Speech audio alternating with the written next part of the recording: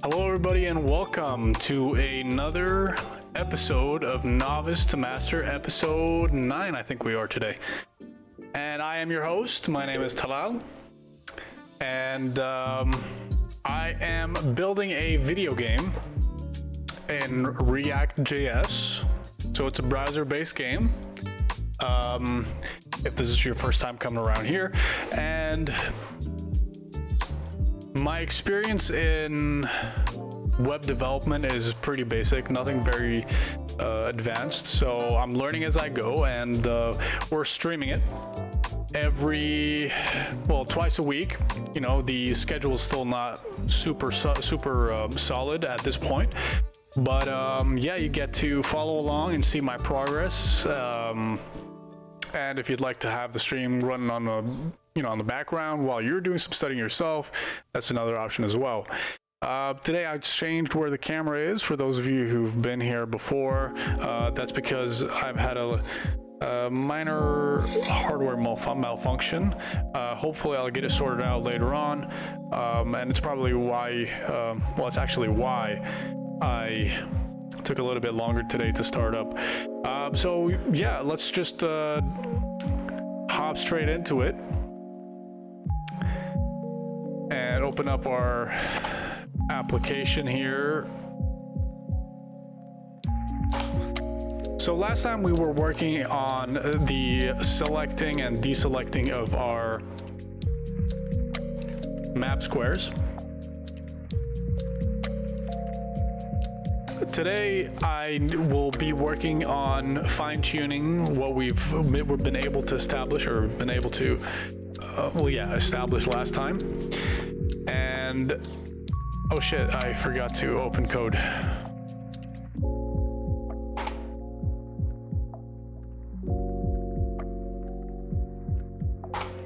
And after that, what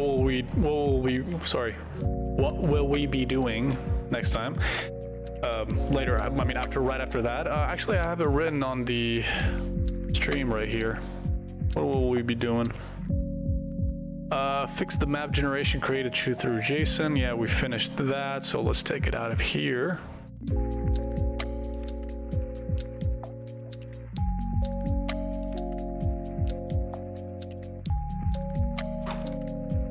Okay, and we can add over here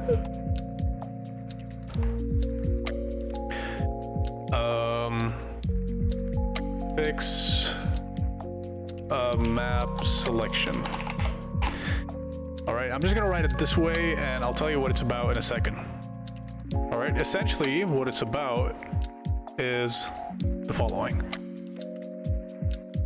Let me fix the TS config, take out the strict rule, and hopefully that should make our application work again here in the browser. I would just give it another second. Sometimes it takes a while until it starts working again. Okay, no implicit any false. That thing over here is what is supposed to make our application work.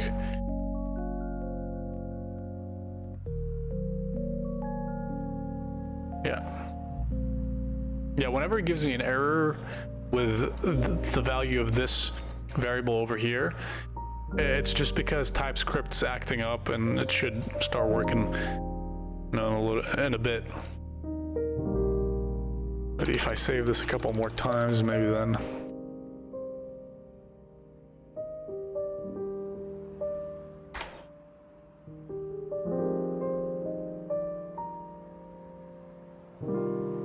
Okay, maybe actually if I reopen the server.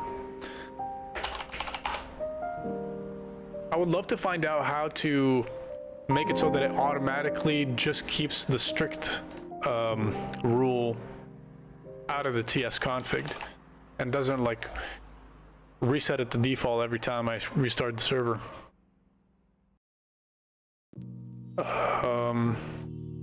Prevent default TS config. So the TS config is a TypeScript config, right? How do I disable TS config? No, I don't want to disable it. I want to prevent default, that's correct.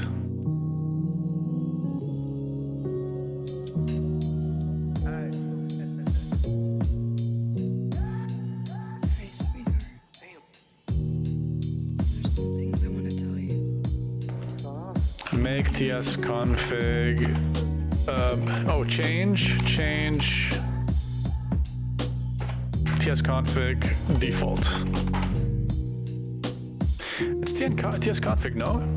Yeah.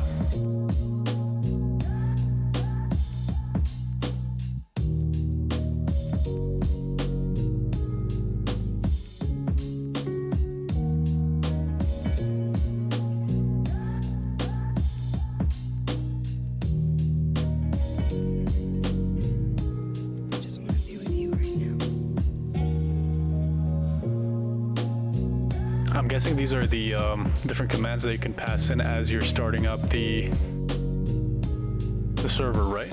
You're looking for more for filer options at tsconfig.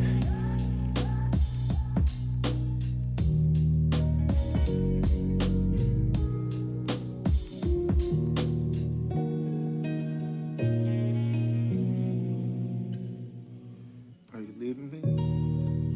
We're all leaving.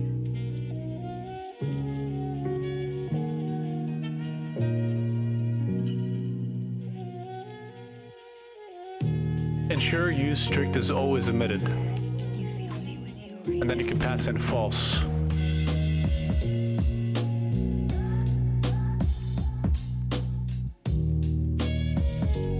But I wonder if it would even work, because it would, technically the way I'm starting the server is with npm.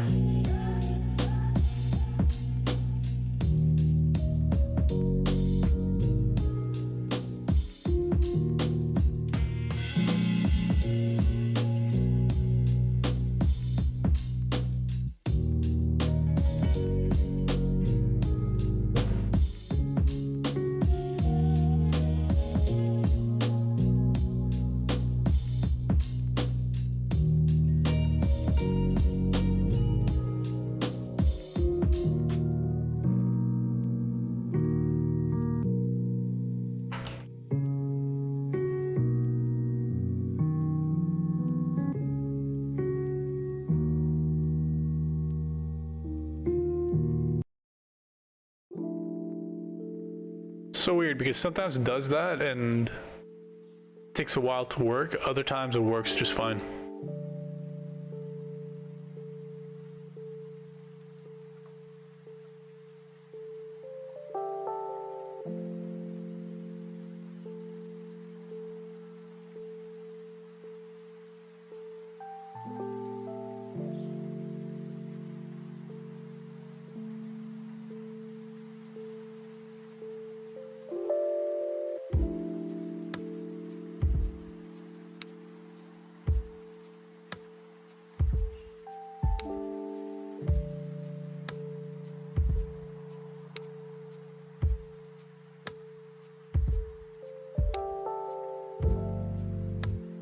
Okay, I felt like we were close to something down here somewhere. Yeah, this one, the always strict. Let's open it up, see what this says. Ensures that your files are parsed in the ECMA script strict mode and emit use strict for each source file. What does that mean?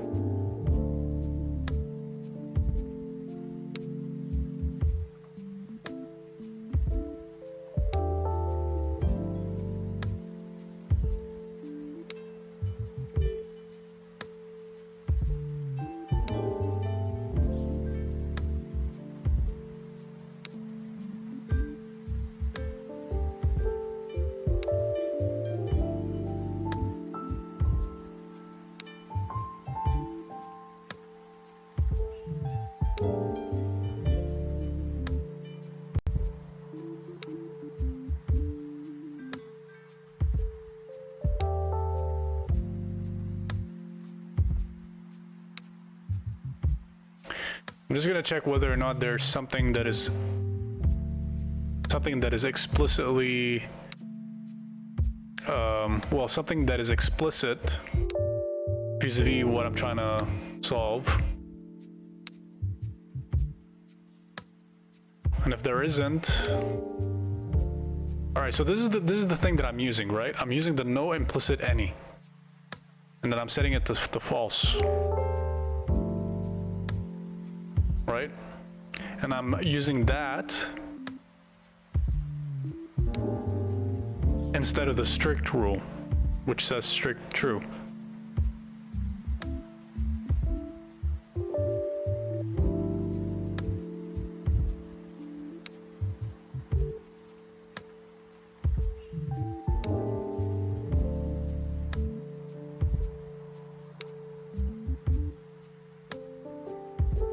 All right, how to prevent TypeScript from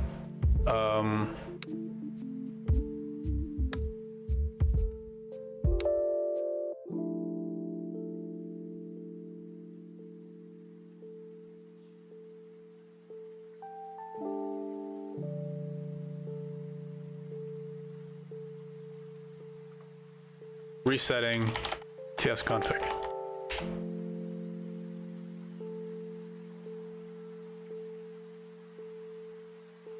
There's a workaround. Create a new file, say base-tsconfig.json, and put the base URL, config, and paths in there. Those won't be overridden by CRA. 2, extend the main tsconfig.json file with your custom configuration. Yeah, see, that's the thing that I've seen once before, but I just didn't know where to put the extends. Let's see if we can find something on YouTube.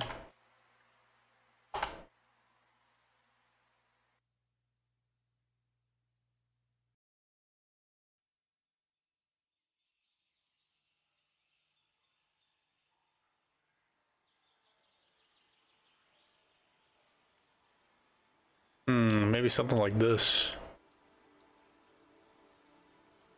Something like this. We could try that. Okay.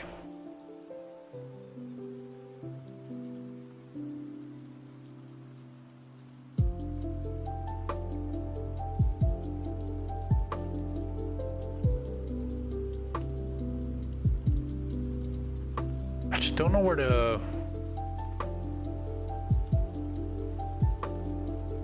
add it.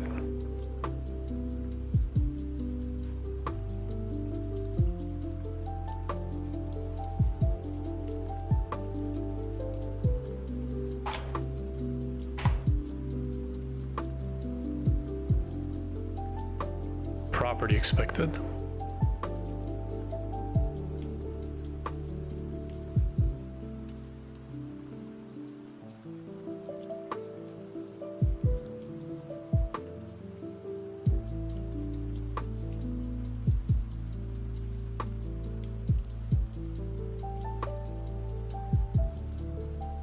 Check this out, it's working for me.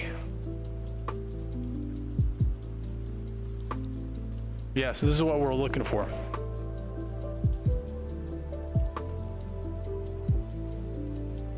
Add a tsconfig.paths.json file.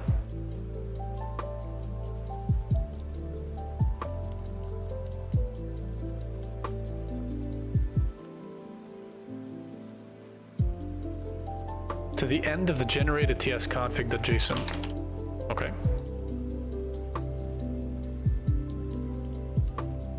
Like here?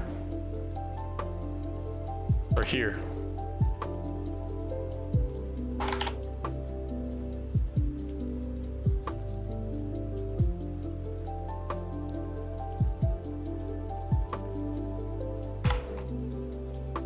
Aha. Oh. Okay, so that worked.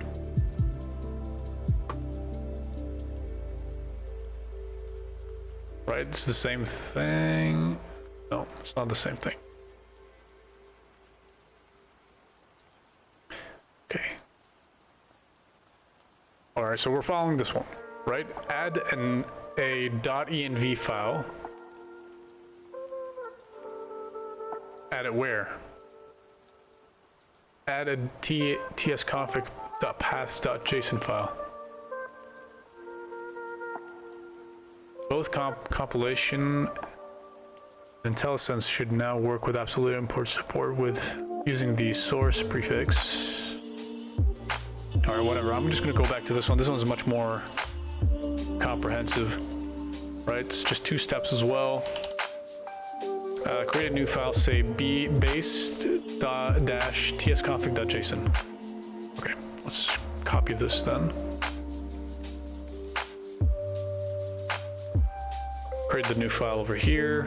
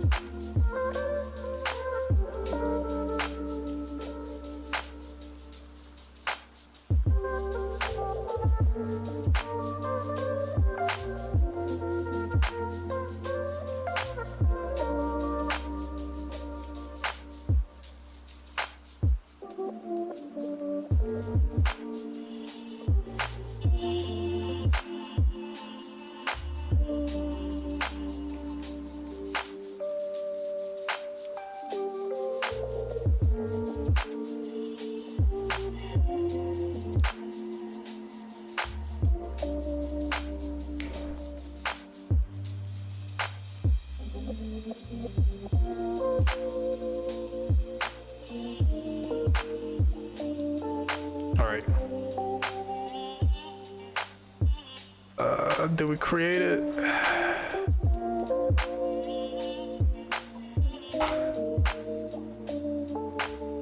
Base tsconfig.json. Now we grab this.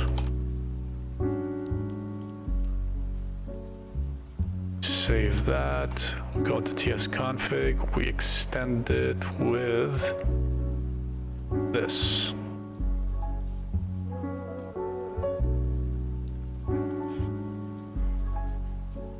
Save that.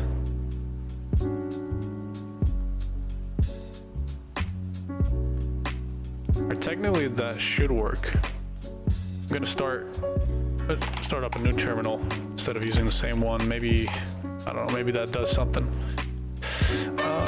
CG2 game 2. Yeah, start. Alright, be right back, guys. What?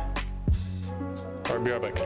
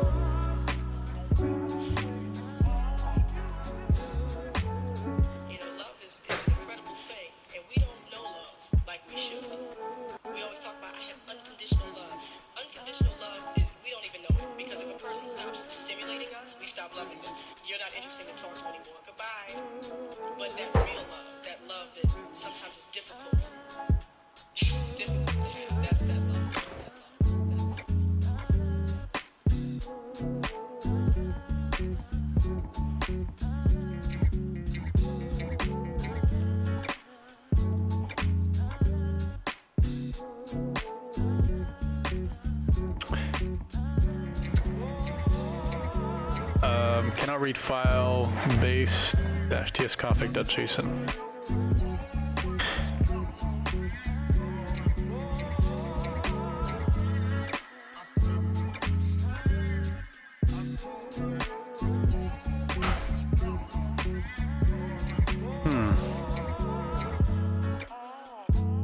That's fascinating.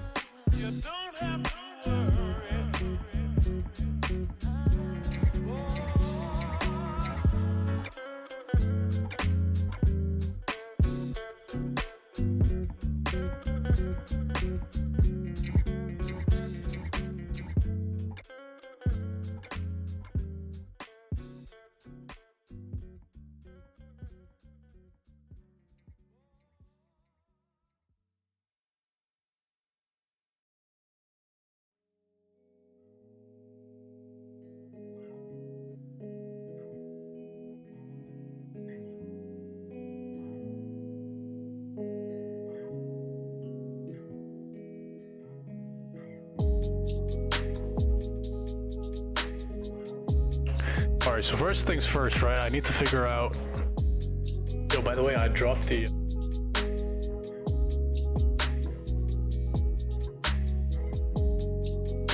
I couldn't find it. Yeah, you're not gonna find it either, but just saying. Okay, so create a new file, say base tsconfig.json, and put the base URL config and paths in there. The base URL config and paths in there.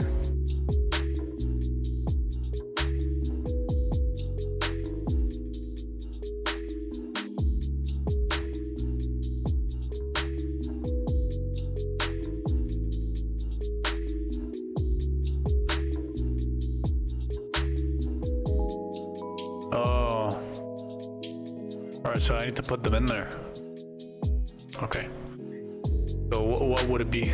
Source slash tsconfig, maybe. Base URL.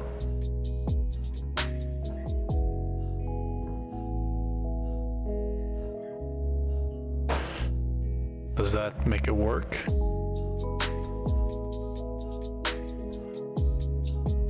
No. Cannot read file. No, I mean, I think it's...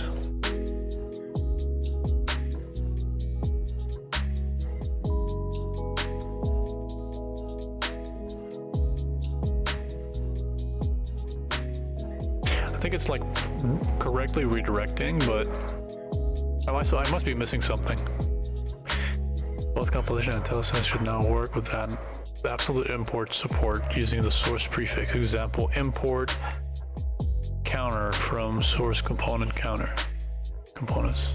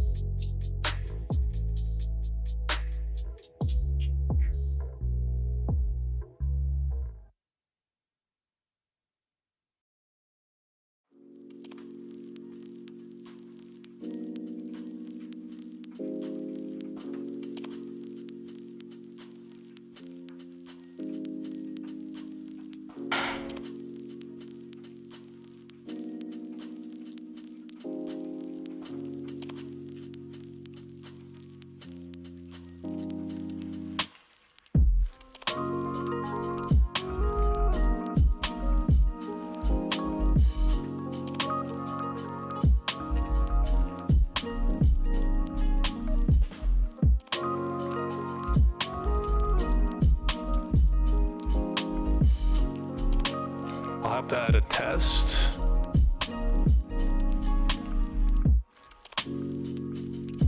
To the include over here.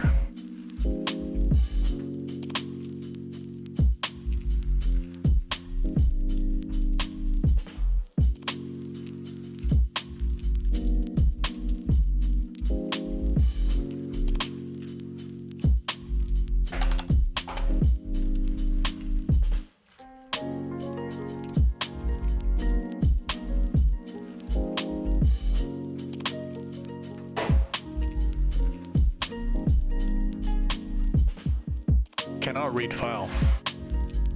Is it because I added this in? No. Must have deleted something.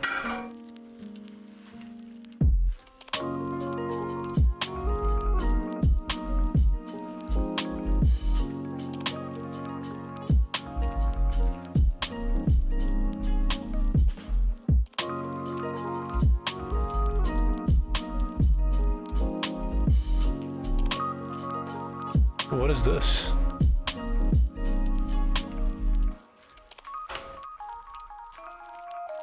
Is it because of the... What is this?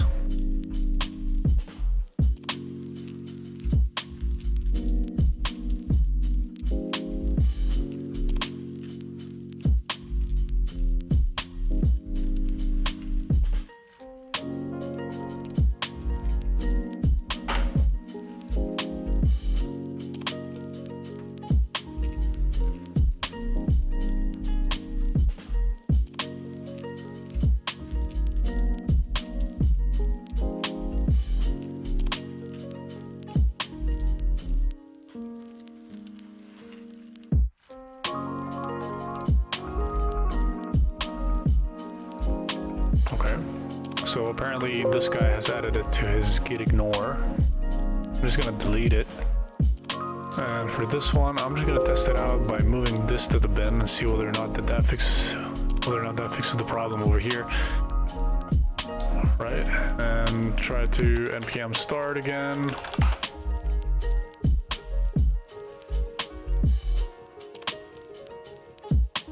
Oh, hold on. Oh, okay, so when I save it, it works. Okay. So if I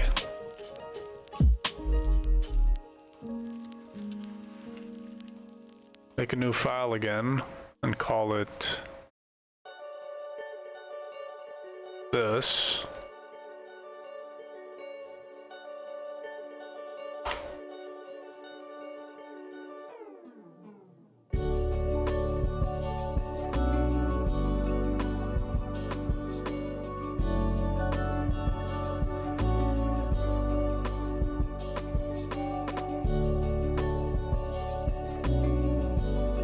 And then we paste into it the thing that he tells us to.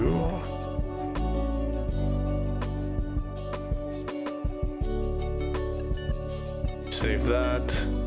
Then over here, we add the extends to the include. No, right next to the include. Like so. Save that. Try to start server again. No.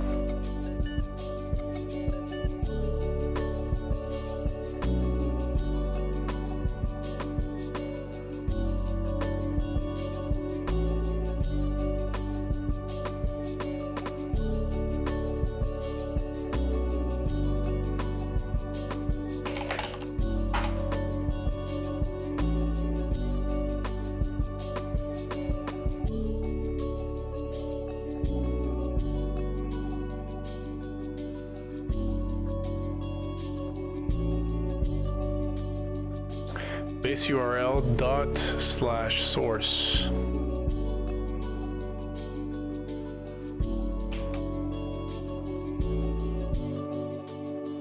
Paths. What's the paths for?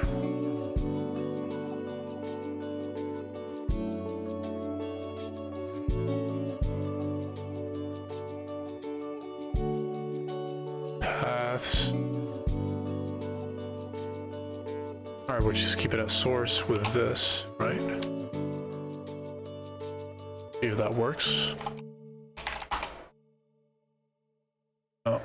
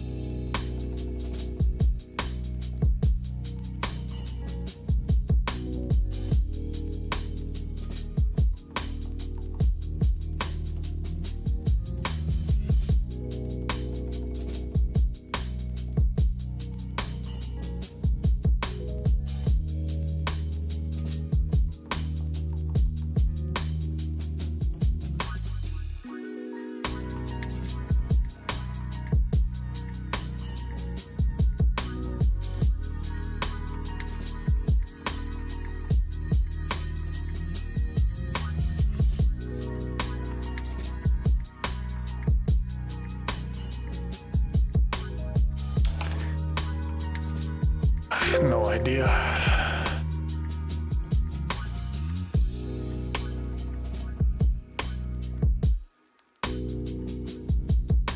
But then even if I do start the server with everything written properly,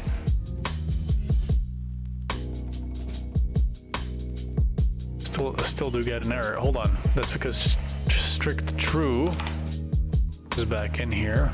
But then if I change it,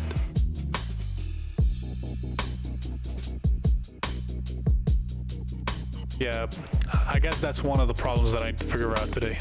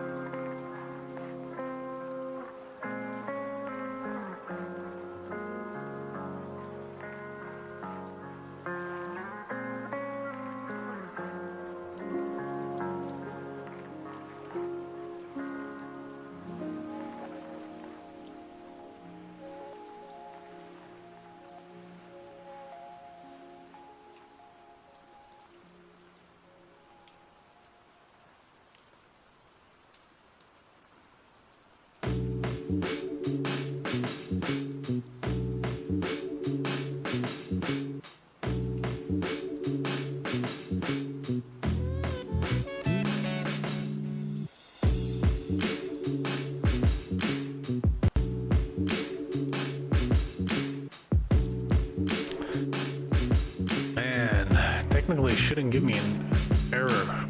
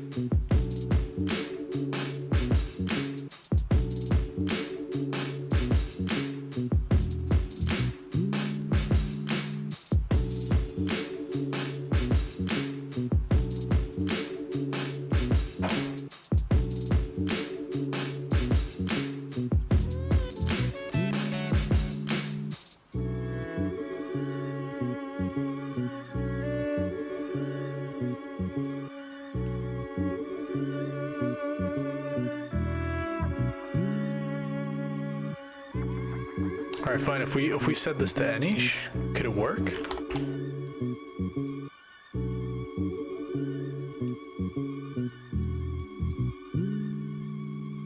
Dear God.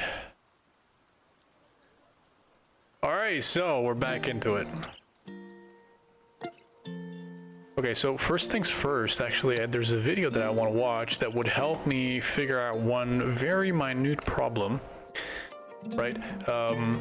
So if you look at here, right, whenever we're clicking on one of the squares, it returns a value that is between, so if it's 571, it's, well, it starts at 560 all the way to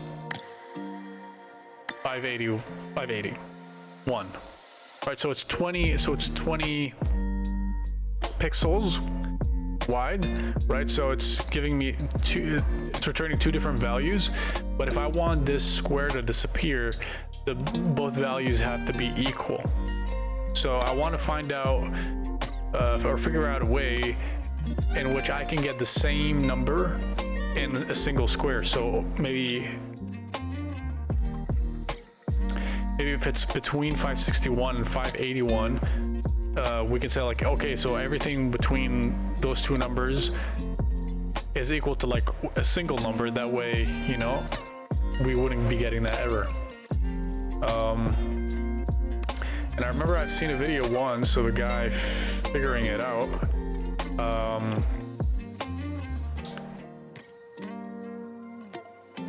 Chess game, React.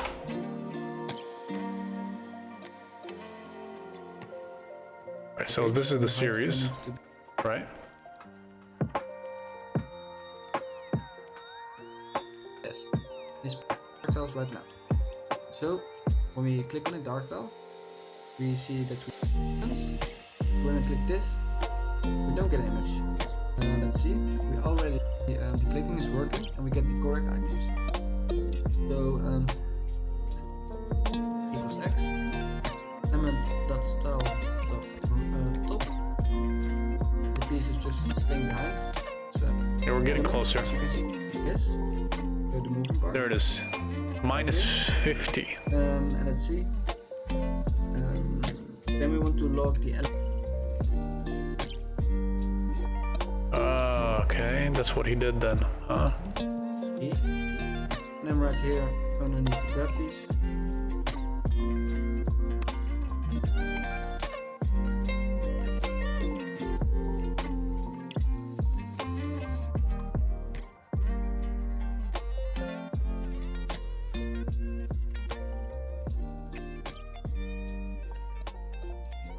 No, I don't think that's it.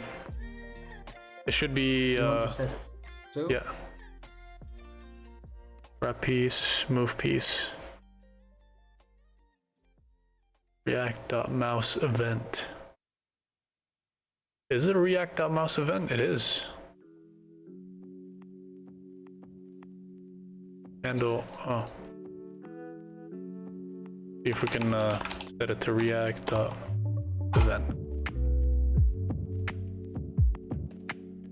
No. Native event?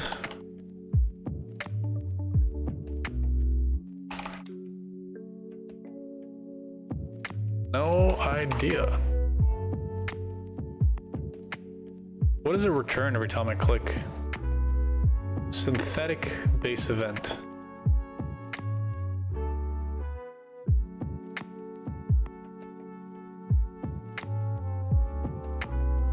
Is it a React thing?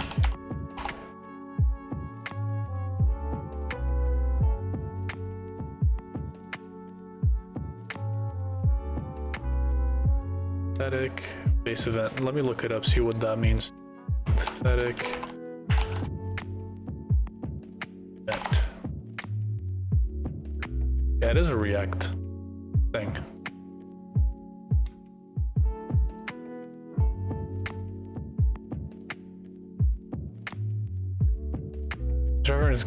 This reference guide documents the synthetic event wrapper. Synthetic event wrapper.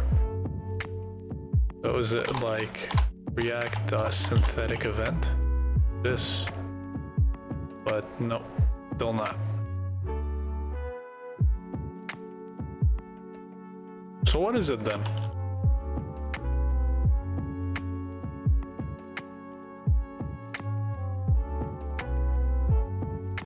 Okay, doesn't matter right now.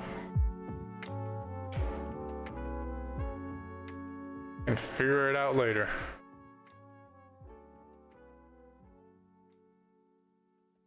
Right. Let me revise how this works. So if previous is equal to null or previous is equal to undefined, we set previous equal to s. And s is the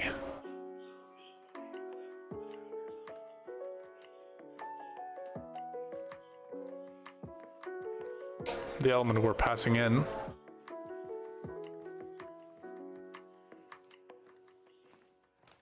Now, how about drums? An instrument everybody loves. And then we add the highlight. Now, while s changes, the previous should stay the same.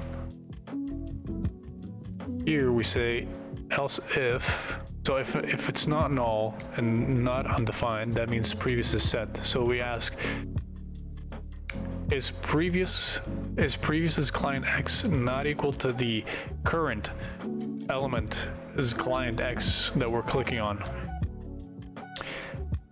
So if it's not equal to that, then we set the previous, where we remove the highlight from the previous one, and then we add a highlight to the new one, and then we set previous equal to S once again.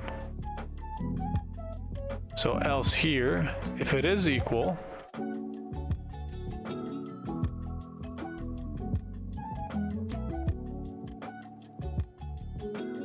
if the client X equal to the, we remove it as well, because that means we clicked on it twice, and then we set previous equal to null. Brilliant.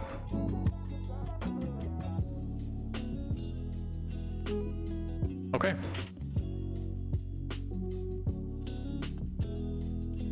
Essentially, that means it should work. Yep. Okay, so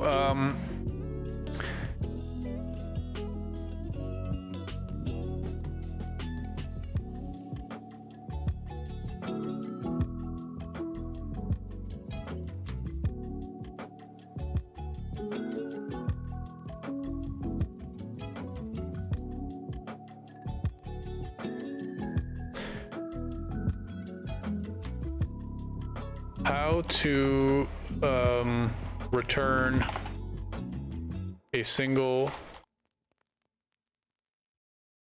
client X value.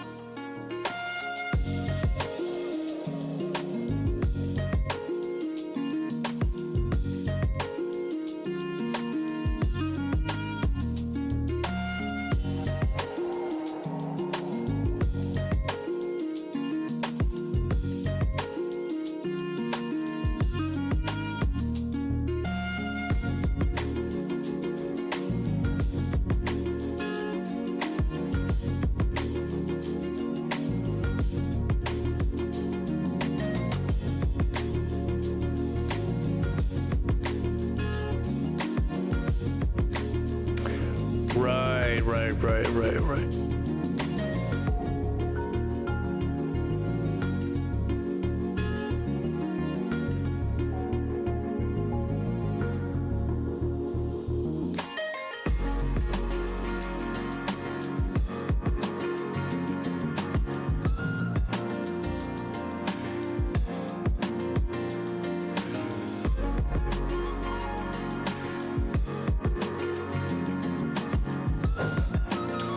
So the X could be between 0 and 21. No, yeah, 0 and 21.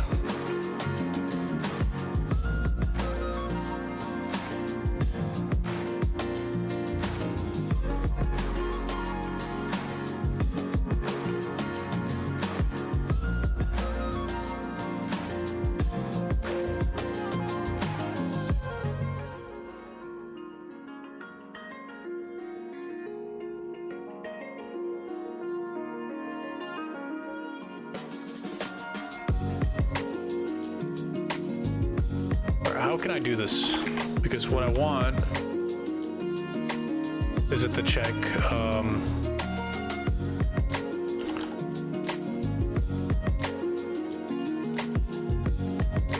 it's bigger.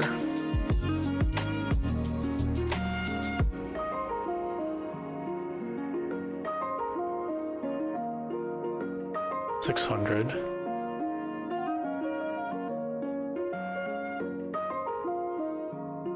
The problem is that it overlaps on the 21.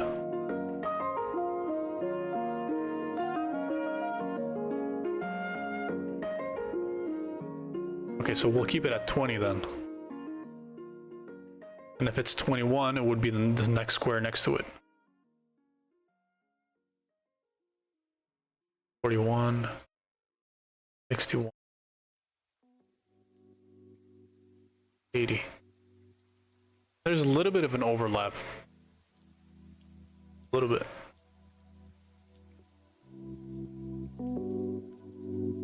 Right. Well, let's just say 20, right? So if it's going to return a value, and this value is going to be something between 0 x something's 0 x something x.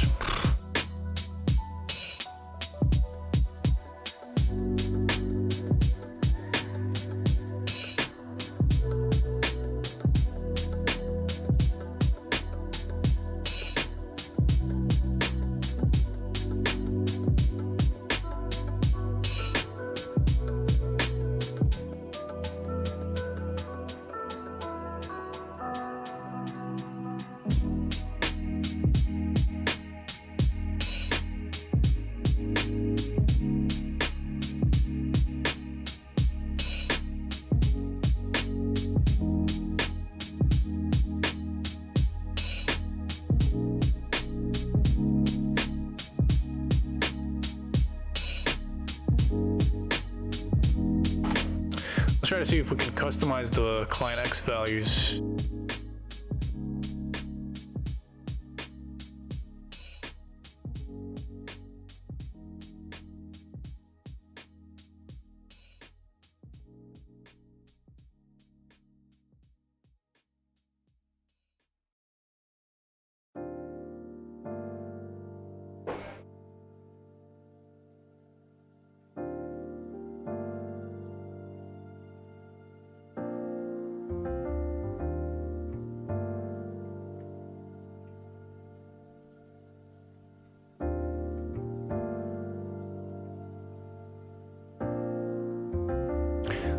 Hold on. We want to say like if client X, or maybe we can save the value, right? We save the value and we say if client X, if maybe previous client X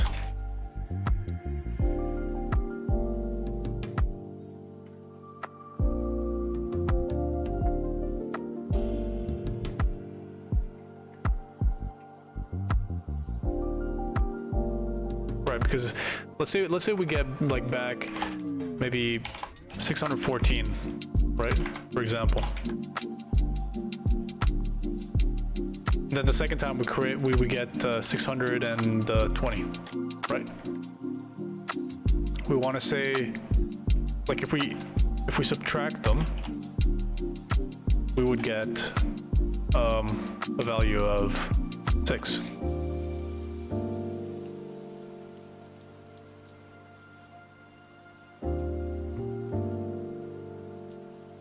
So we want to say something like, if previous client X minus current client X is bigger or equal to 20, then remove the highlight. Something like that.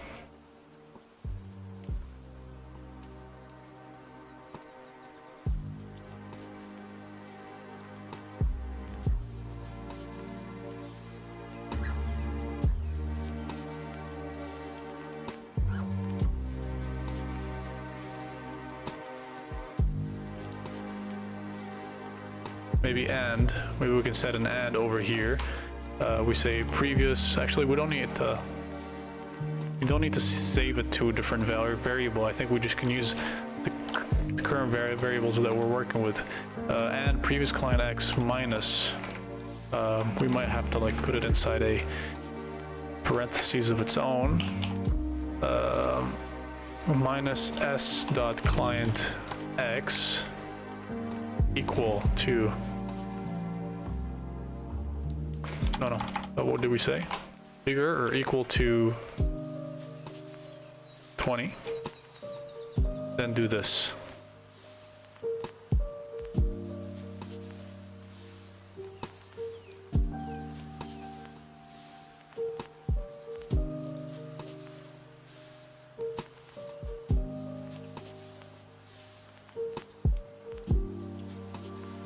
Bigger or equal to, let's just keep it as bigger than 20. And over here we say an else if previous.client X minus s.client X is smaller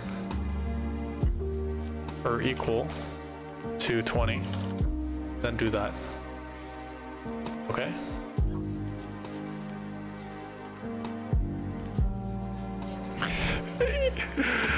Yeah, baby. Look at that, look at that, look at it. Oh, what happened?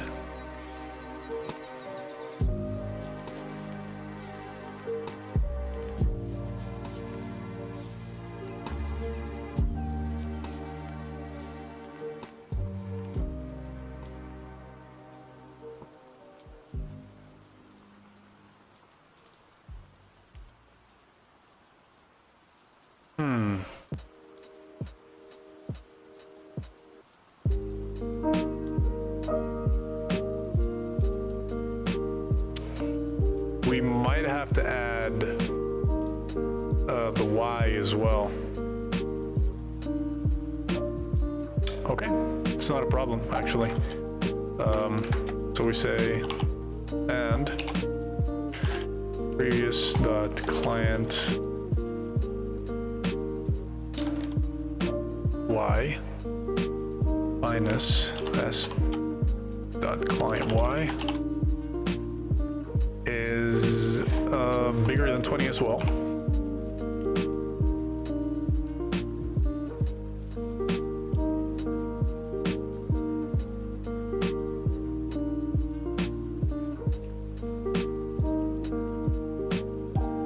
Well, I actually don't think that it's gonna work, but I'm gonna try anyway. See what would happen. I'm just gonna grab it from here and just change the X to a Y.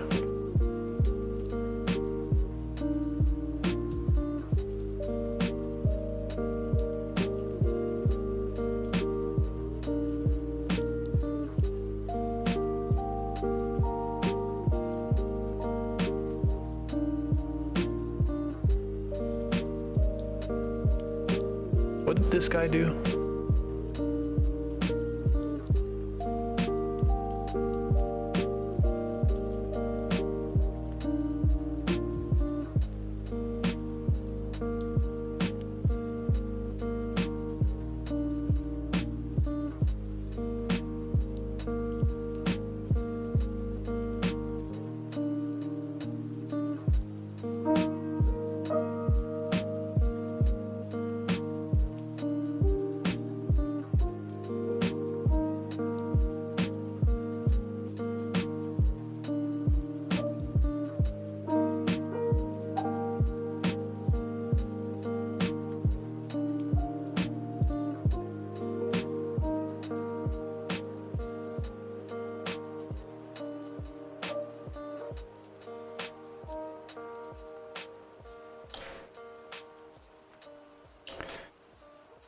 right, so I think what the problem is here is that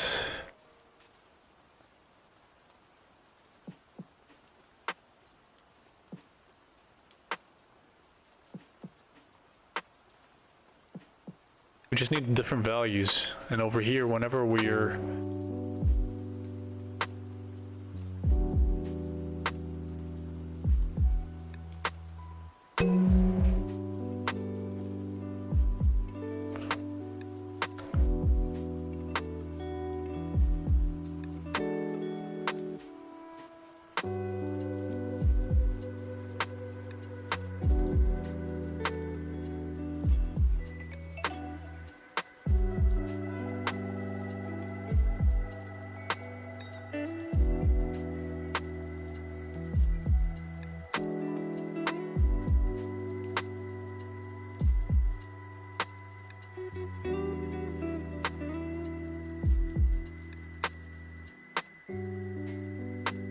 sorry about that. I thought you guys could see everything.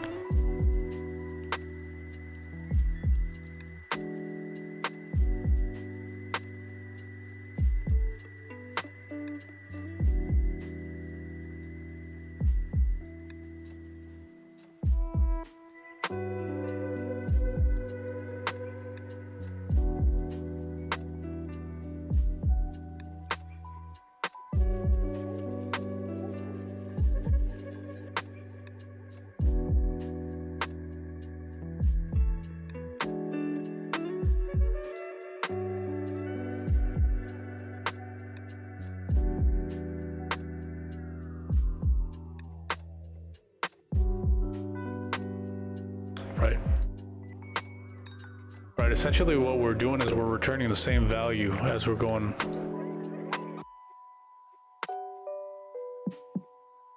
Right?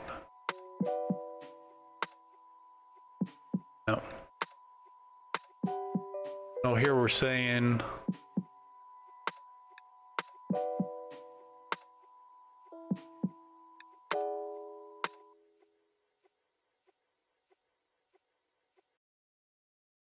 if previous client X minus S client X is less or equal to 20, then remove it. And that's not what we're looking for. But we're getting closer, that's for sure.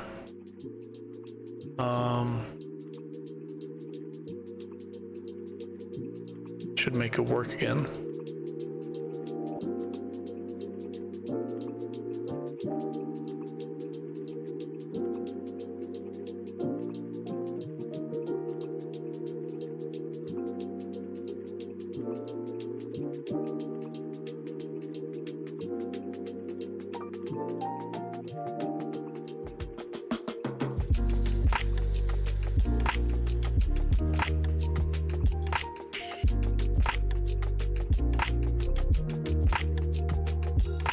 My question is, like, how can we make it so that if it's like in between 1 and 20, it's a 1. If it's between a 20 and a 40, it's a 2.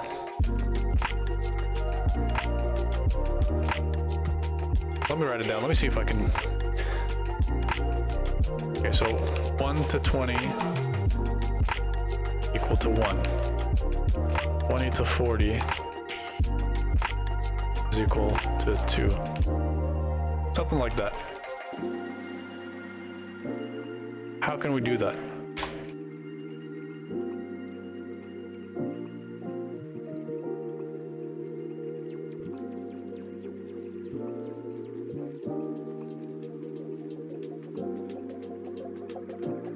To be honest, I think the guy over here solved it.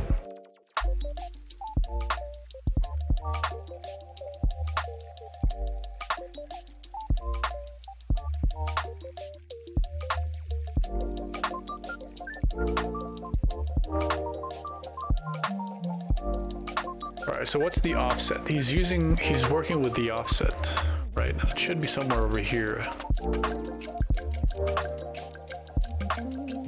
Oh. Oh, there it is. Alright, let me print it out to console, see what I get, okay?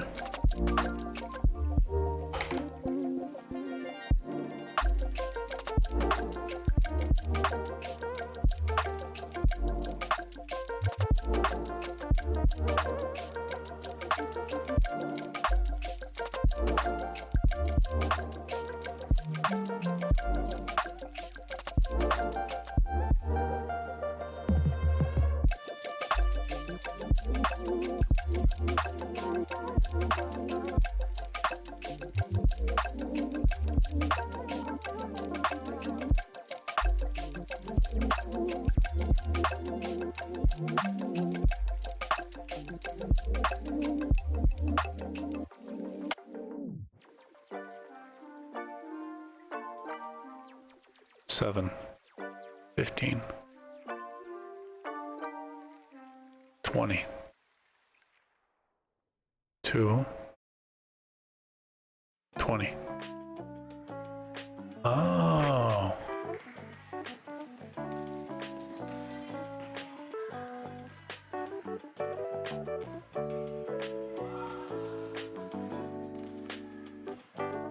Well, that could be helpful.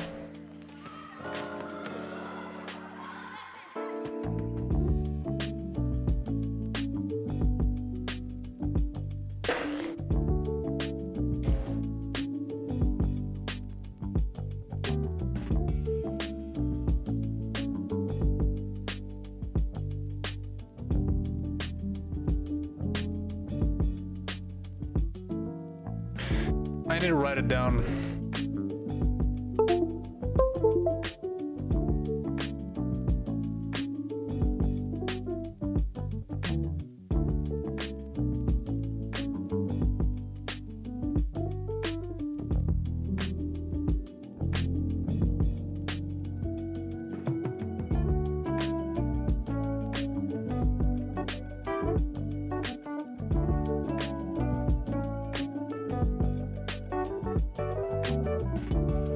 So if we have 1 to 20, right? What we have is the offset that will tell us something about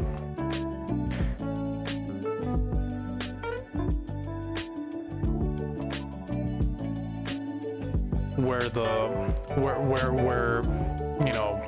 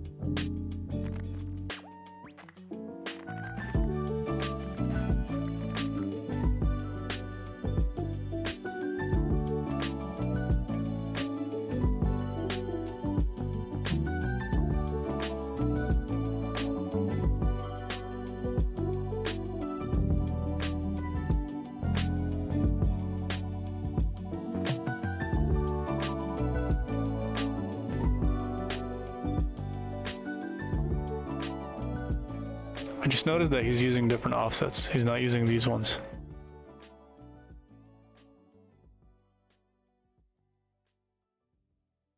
Maybe he's using those? Or even these ones.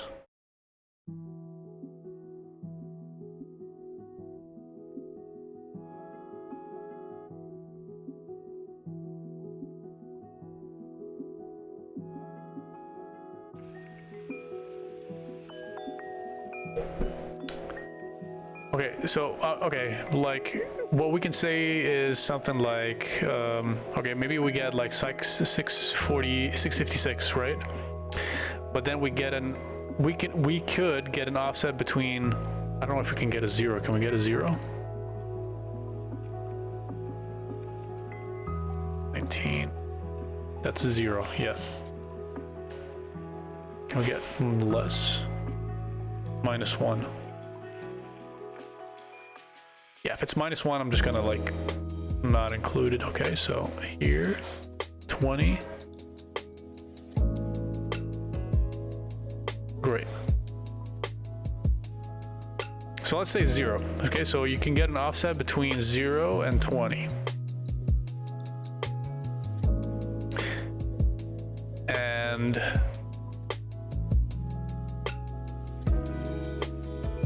we could say something like, because this is going to be the first time we click it, it's going to be saved to previous. And then on S, we can say something like, that new value, maybe it's 690, right?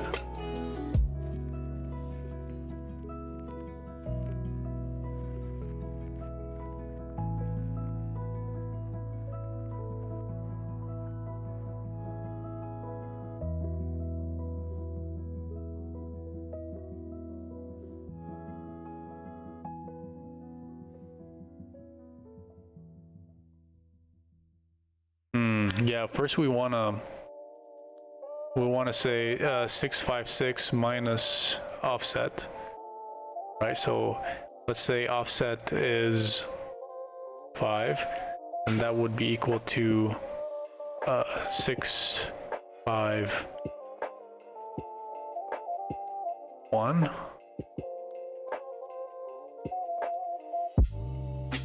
If I click on here, for example, this is 506 with an offset of 5.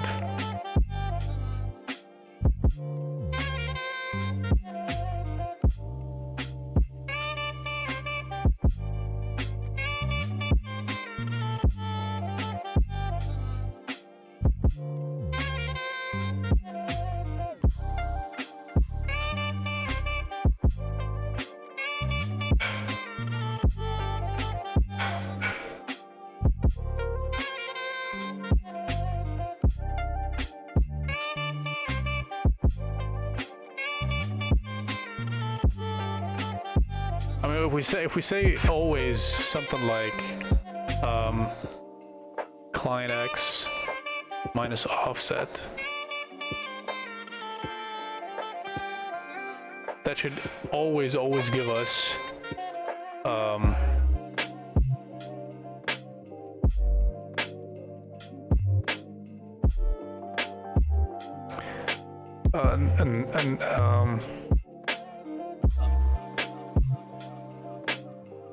the problem is that sometimes it's -1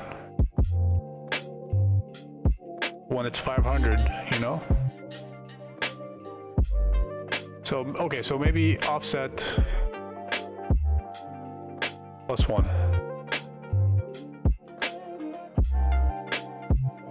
Right? That way, if we click right on the edge, it would still be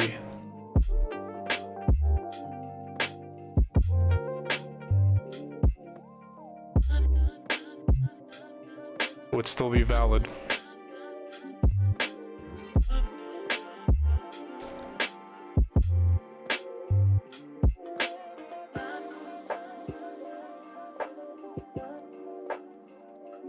Right? If we click right on the edge over here, then it would give us 21. No? 20. It's fine. Like, at least just, you know, we wouldn't be getting any errors with the 21s, right? I mean, we shouldn't be getting any errors.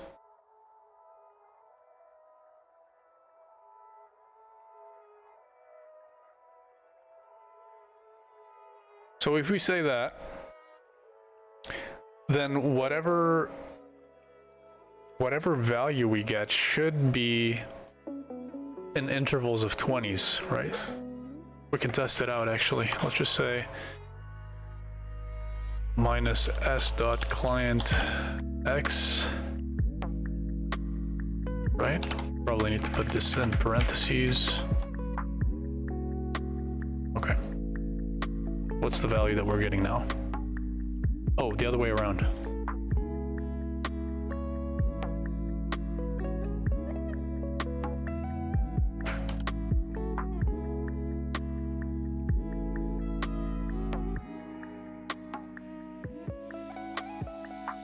Did I save it?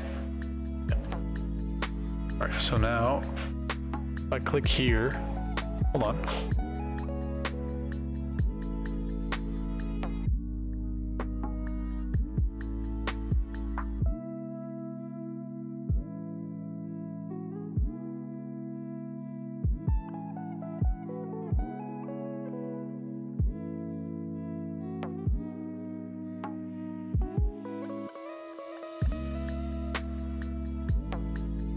Would like to see all the values.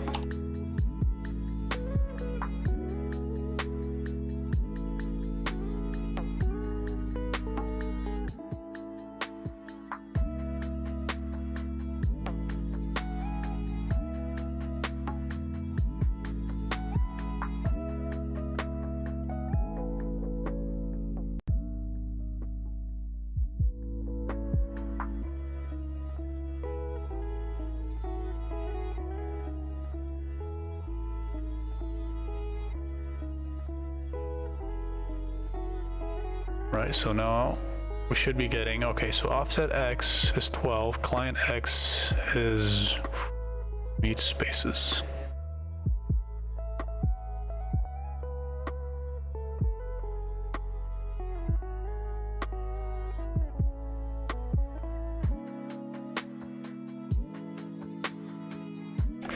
And then maybe we say C minus O equal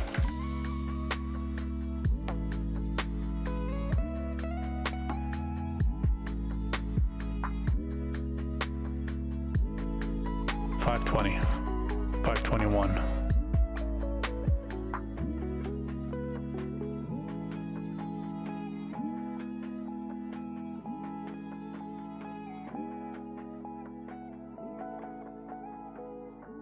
$521.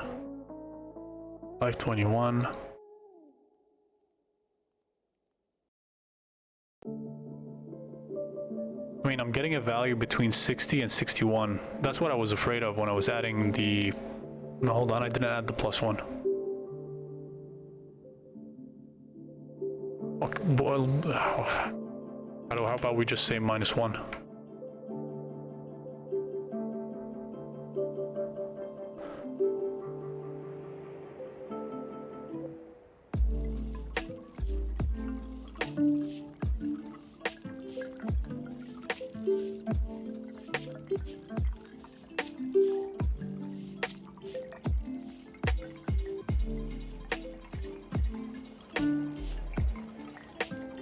When I'm clicking the first time, I get a 99. The second time, I'm getting a 600.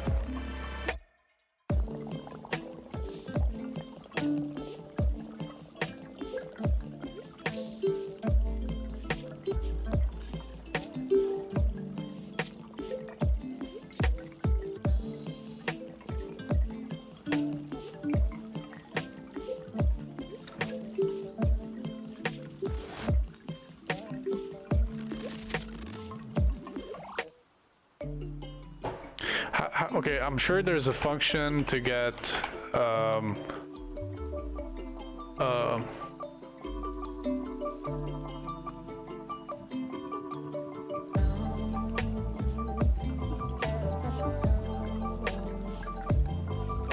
decimal values.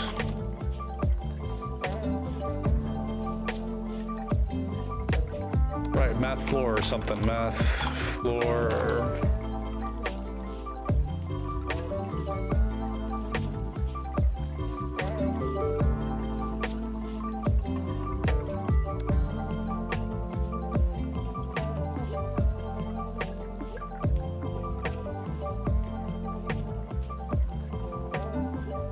I'm sure there's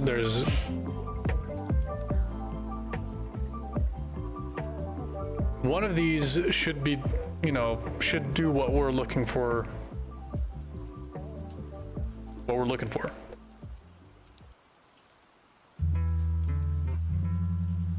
Min max.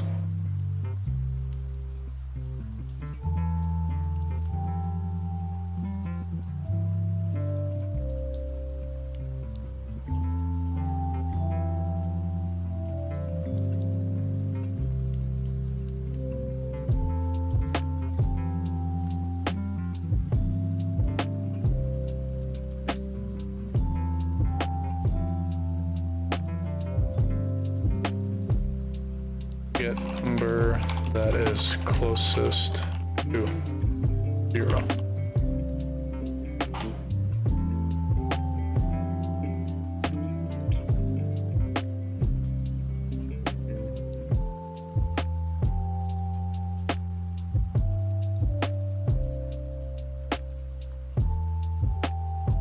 Math abs.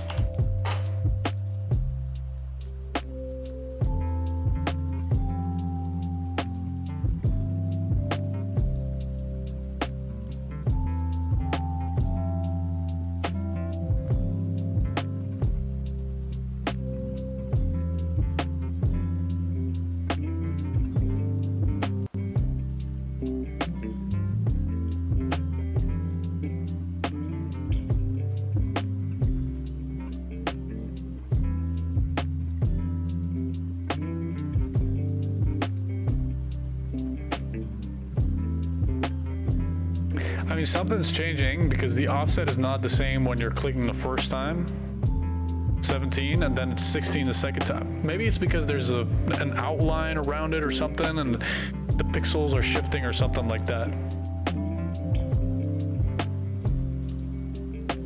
But hold on, that should tell us something. What does that tell us?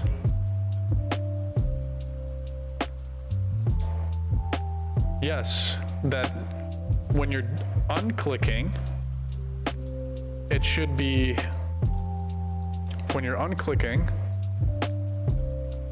it should be a -1, but when you're clicking the first time, it's a +1. There you go. There you go.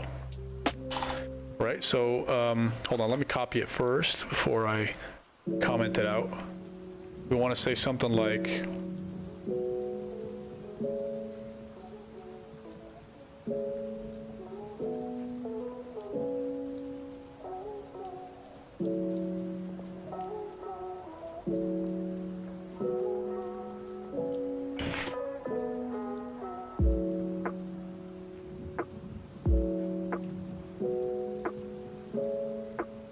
okay, so it's going to be a little congested over here, right? Because it's going to have to be this and the previous. Excuse me. So over here, we're going to say and open parentheses. We're going to paste that in. Hold on. Yes. Oh, it has parentheses already. Okay. Okay, so we paste that in, and then we set a conditional over here, and then we grab that. But we replace S with previous.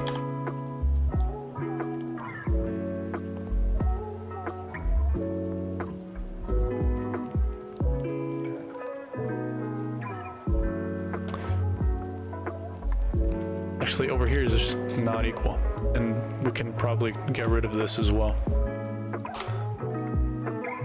right? And all we need to do from here, if we're clicking the first time, hold on, clicking the first time, it has to be +1, right? So over here it's +1.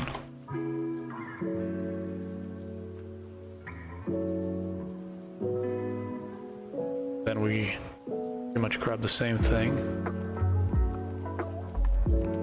Say else if. Bam, that. But over here, we just put a minus instead.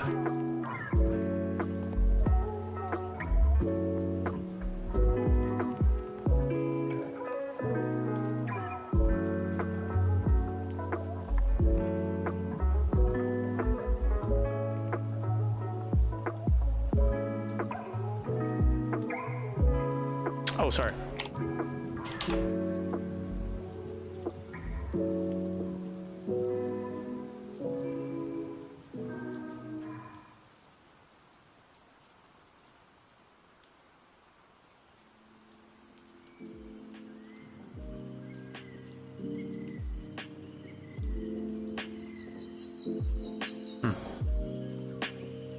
What if I just keep it at plus?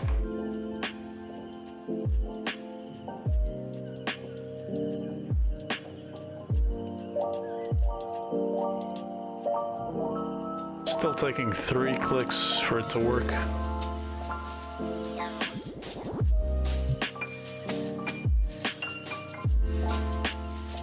$5.19, $5.20, $5.20.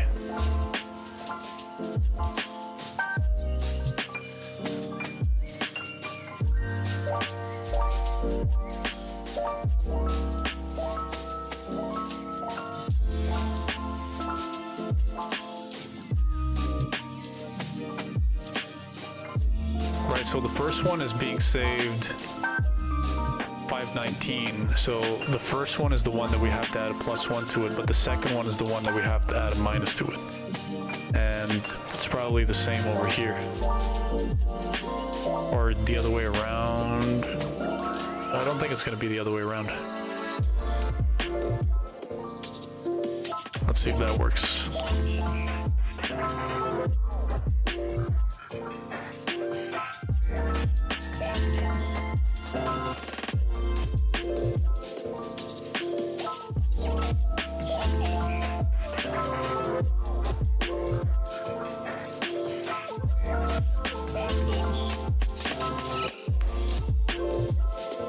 It's going to be the other way around, isn't it? Hold on.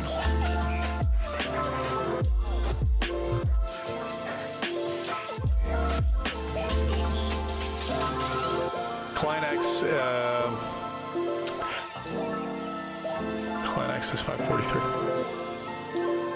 Okay, hold on. Let me think of it again. The first time we click, right, we're getting 519, let's say, like, so we need to add one to the previous, right? This one's working correctly. And for the second time that we're clicking, we need to add a -1 to, or actually probably not even. Hold on. I try to remember. But when everything is coming back to me, I feel as if my memory is paralyzed. Now let's see. What is the last thing you can remember? I don't know.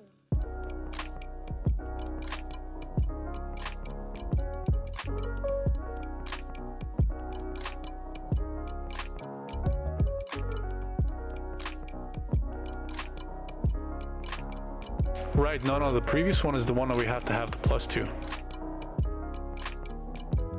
But then the second one that we click on,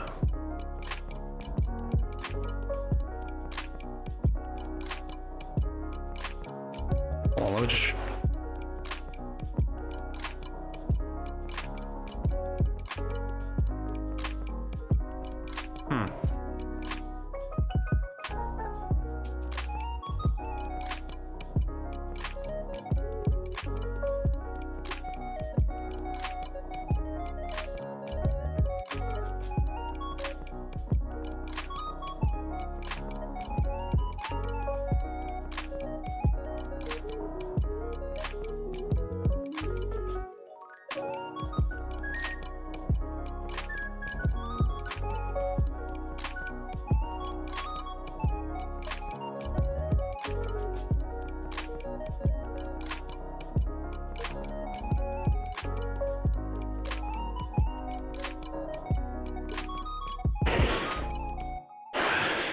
because we still didn't define it. I got really pissed off. Apologies.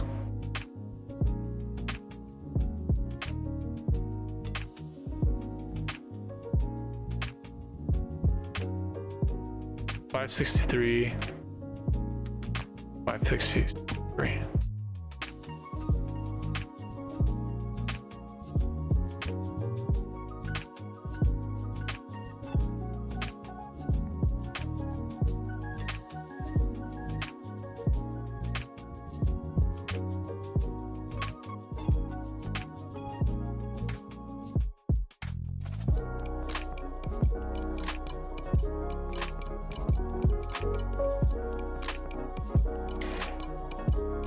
No, what I'm looking for is actually this.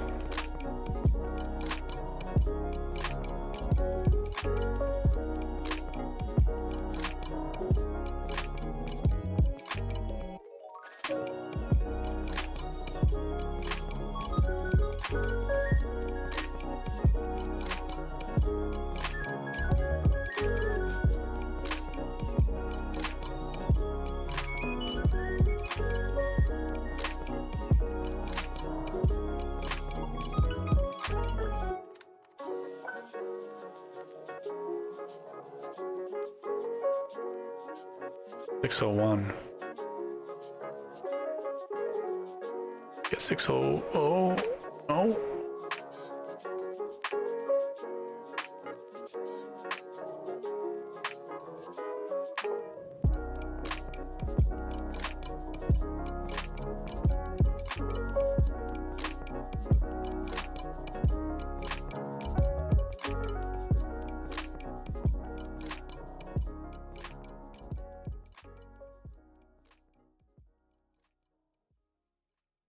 mean, technically it should be, yeah.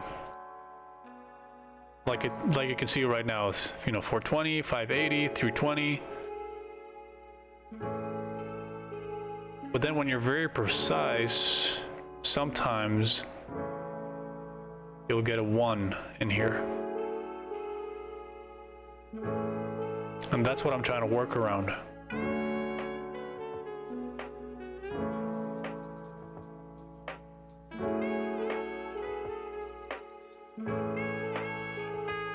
And it'll keep evaluating to the same value every time I click on it. Even if I click on it the first time with one value, you know, it doesn't change if I click on it again. Hold on, it just did. What the hell?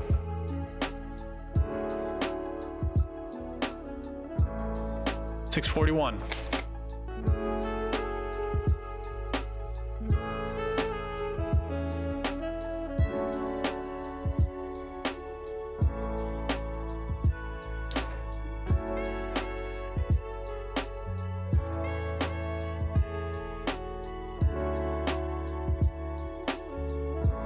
To always return a decimal number. JavaScript.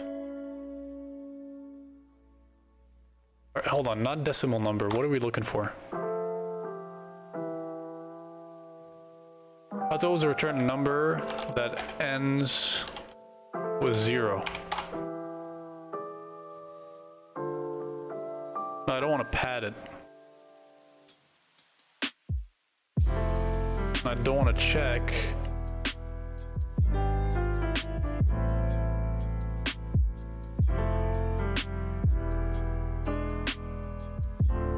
Drunk.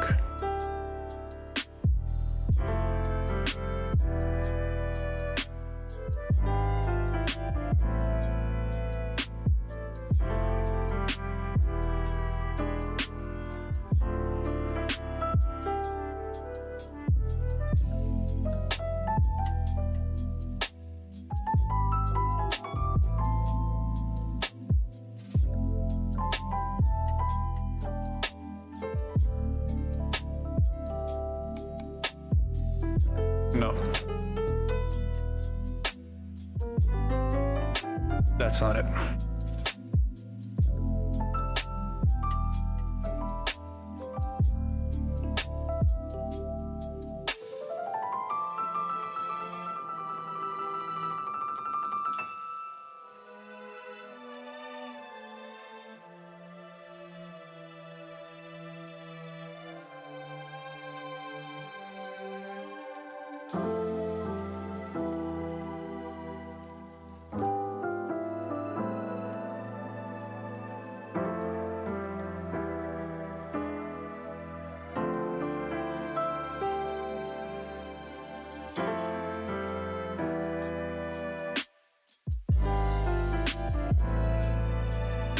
Round.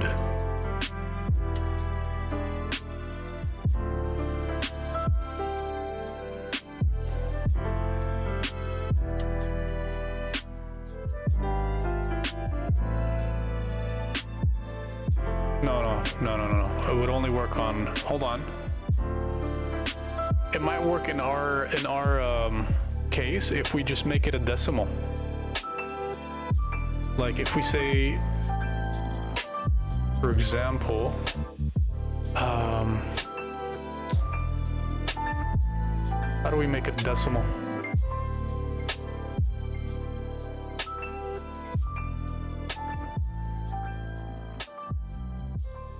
No. It wouldn't work because then... No, it would work. How do we make it a decimal? End of the day, my brain is not processing math right now. How to make a number a decimal.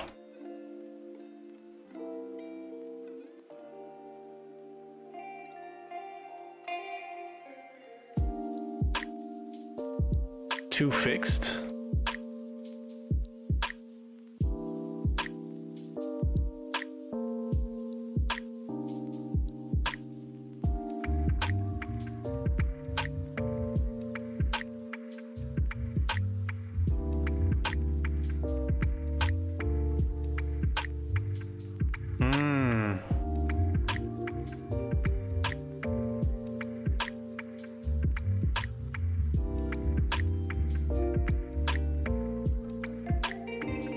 Right, so there's just 2 fixed, 1.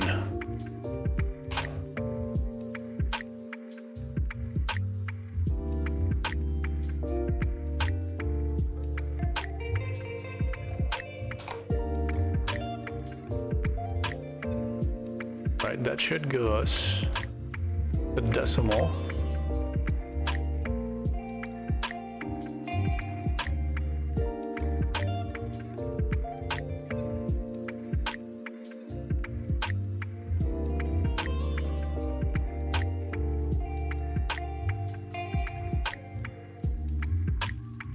Parse float? What is parse float doing?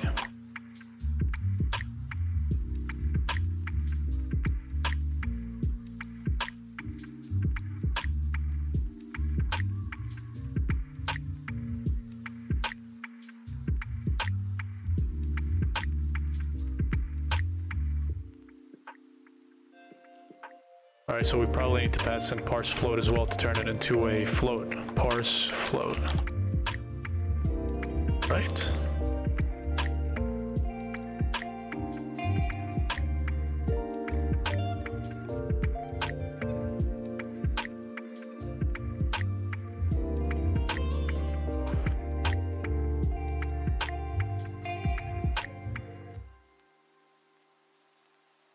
Oh. Whoa.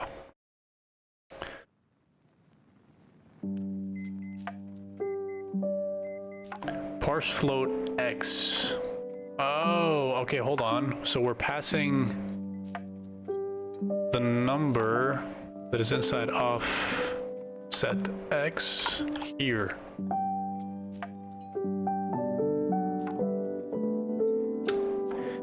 Well, yeah, that's not gonna work for us.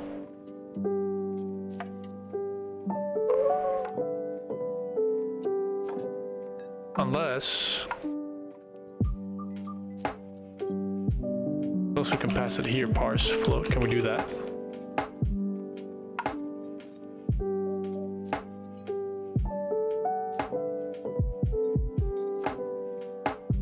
Nope.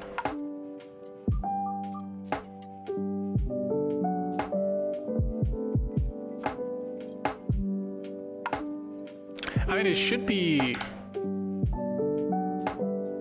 Yeah, what am I thinking? You multiply it by 0.1. Yeah, right?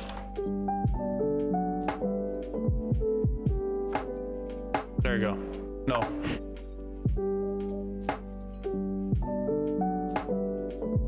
Divided by 0.1?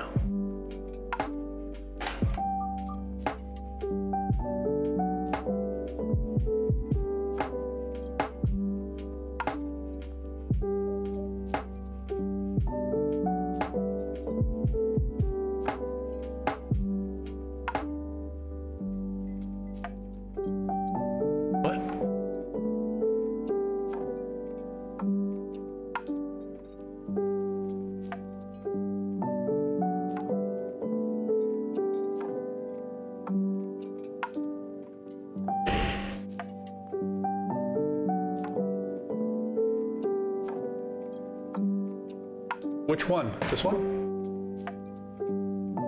Yeah, you can find it here. Yeah, you can use this one here. Yeah. Just make sure it has battery.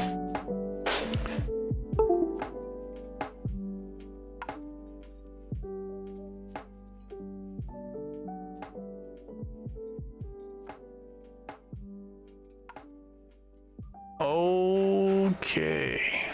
Hold on, but now it's turning into actually a decimal. And it's like undoing to fixed.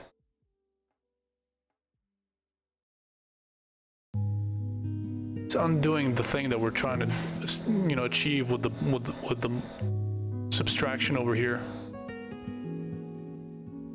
But what if we do this?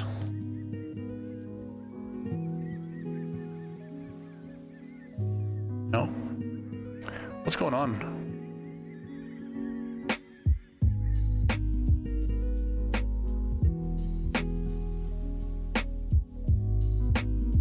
All right, now it's working again. Do I divide it by 10?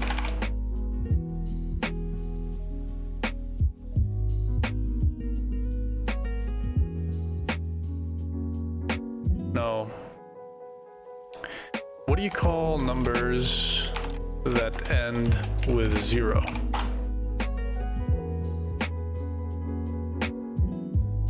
What is the name of numbers? Powers of 10.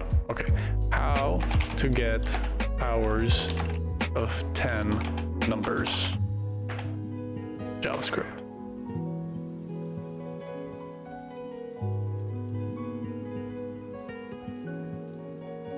Math.pow?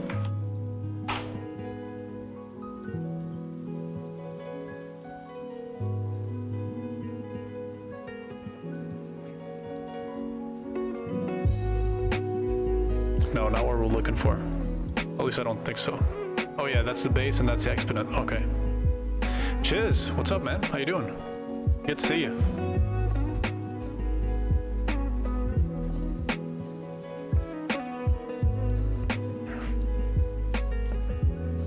So I'm working on the thing that we were working on yesterday.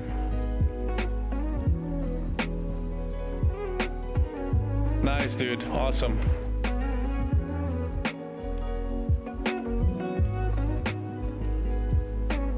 How's your day been?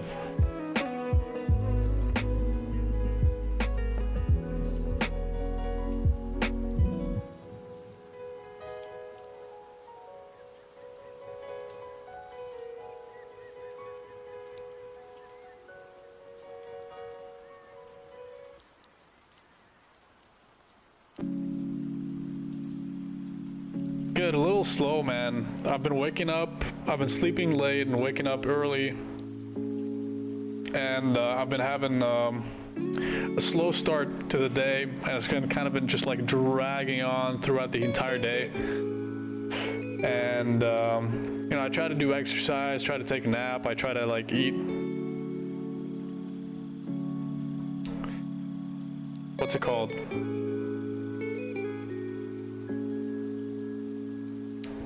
Peanuts and honey, you know, try to get my energy up, but it's not helping. And I'm not sure whether or not it's because I'm streaming and there's a lot of things that I'm focusing on at the same time, or whether or not it's because I'm tired, but I'm finding that I'm having a hard time finding solutions to the problems that I'm facing, to the challenges. But it's nothing major, you know? I'm not complaining.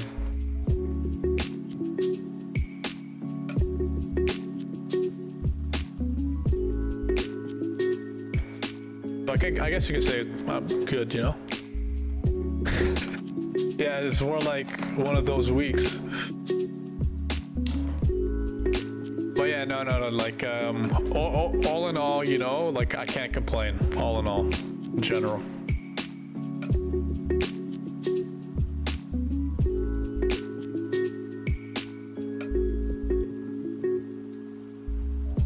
See here.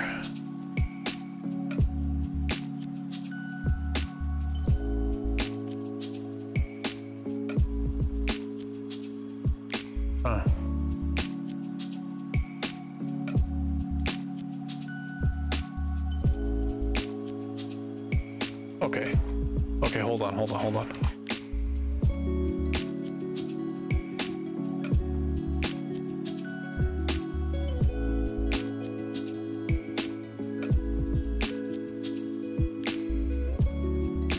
Yeah. This again. I want this again. Offset X plus client X, and then C minus O. Okay, right.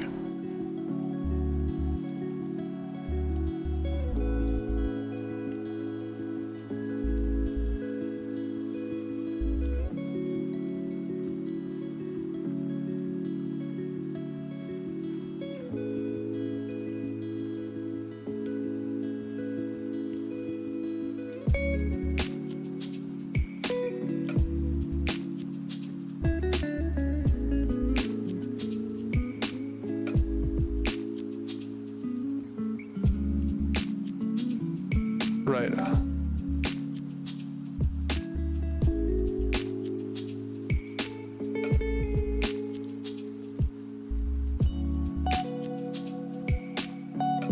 offset X is 13, client X. I feel like using client X isn't quite the best idea. Really? What are you suggesting? I feel like it is. It's just that I'm having a hard time figuring out the logic that is supposed to handle how I process the numbers. So hear me out for a second. I was able, like, generally speaking, the way it was happening, it was that I clicked on this and I would get a number between like 620 to 640, and then 640 to 660, and it's like a 20 pixel interval between one and the other. And then I found out that there's another property called offset, right? Offset X and offset Y. And if you take one of these, if you take the offset X, for example, right? And you subtract it from the client X, because well, the offset X is going to be a value between 0 and 20, right? So if you subtract it, you are going, so for example, like if you click right at the beginning of this square, you're going to get an offset of 0, but you're also going to get like 560. And if you click on the far right, you're going to get an offset of 20, but you're also going to get a client X of 560 or 540, whatever I said, right? So it's just 20 pixel difference, and the offset is recording that. So you just subtract them, and then you start getting like power of tens numbers, right? So 500, 400, 300, 520, 240, etc., etc. Great, but there's just one thing that's happening. You know, that there's one thing that is happening not quite the way we want it to happen, and it's that sometimes you click. Oh, okay, there it is. So when you click twice, you actually get when you click on the same one, you get 341. You don't get a power of 10 number. So the first time you click, it's it ends with 0, but the second time you click on the same one, it ends with 1. Oh, that's good. Okay, so then what is that number again? S client X minus, okay, so we just add them, just add a -1 here, no? I feel like the ifs need to check that would, I feel like the ifs need to check that would get way too complicated and hard to follow.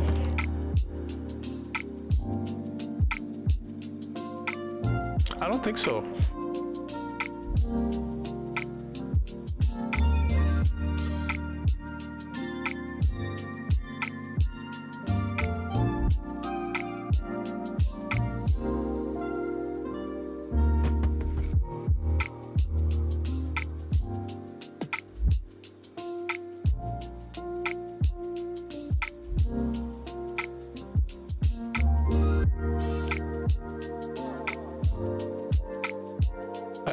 I just need to like console log them so I can see what are the values that they're printing out.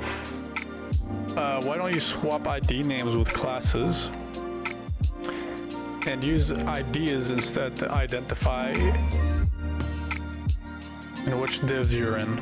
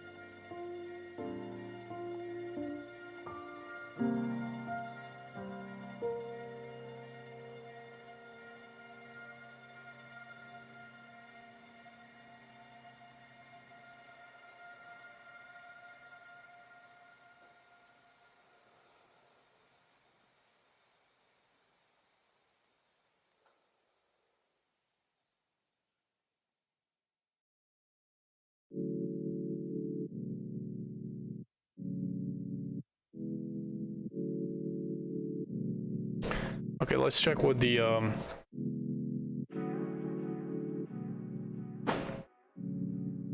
class list value is.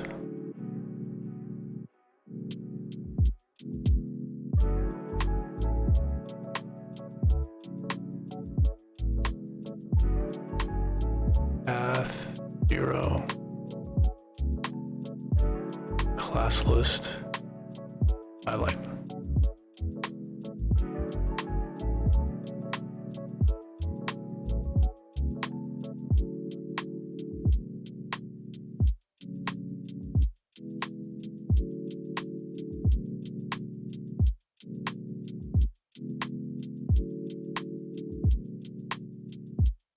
Actually, I don't need to swap it. I could just like straight up look it up over here, can't I? Yeah. Yeah, all I would say is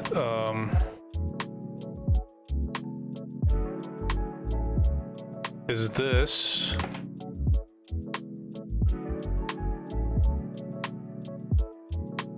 class list dot 0 class list 0 equal to same thing but previous.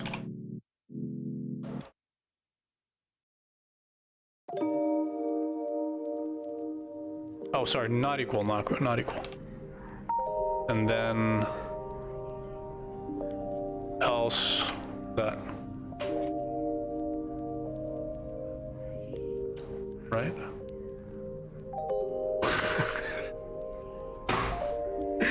Where were you an hour ago?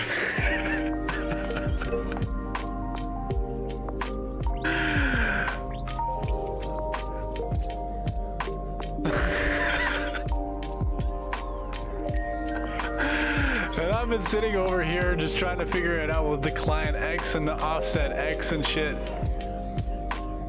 Oh my god. Yeah, we were thinking about it yesterday, but I just didn't, you know? It didn't occur to me, it didn't... Like, I thought I was gonna be able to figure it out using the offset X on the... And I totally forgot about even considering how easy it might be to try this this solution out. Well, that's fantastic. And it's actually... Is it faster? Well, it doesn't necessarily need to be that fast. Well, that's brilliant.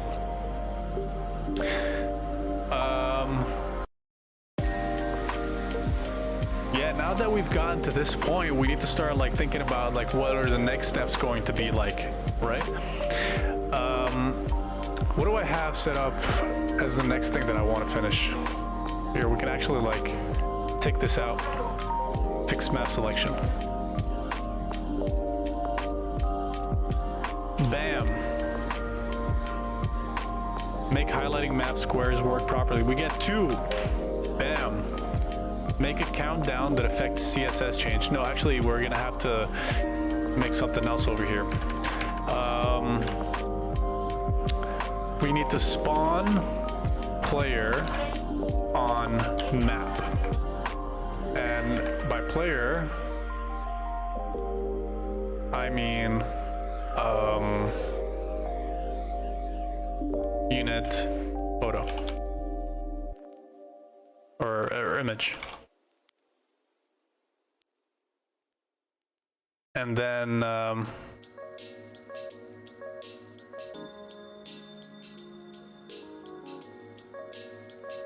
make player location persistent, right?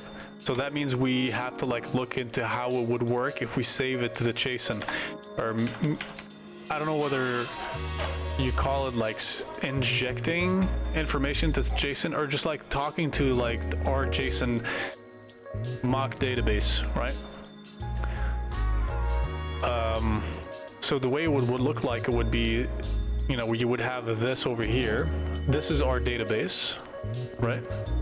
And then we would save like an extra value over here that says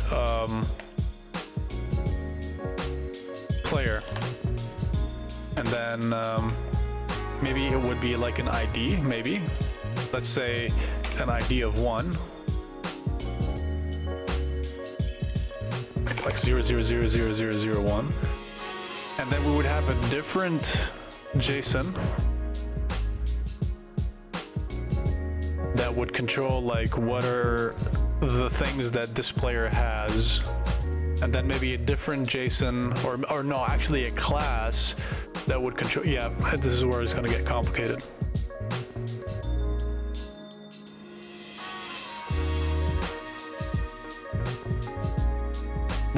But you know, like we'll take it step by step, and we'll see what happens. Like first things first, you know, do we want to inject information? Yes, right. And there's one piece of information that we want to inject into this, right? Which is, you know, what are the elements that this specific square contain? Which are the elements that it contains, right? So for example, maybe we would have like something like buildings, right? And then we would say something like mall, right? And mall, would it be its own class as well?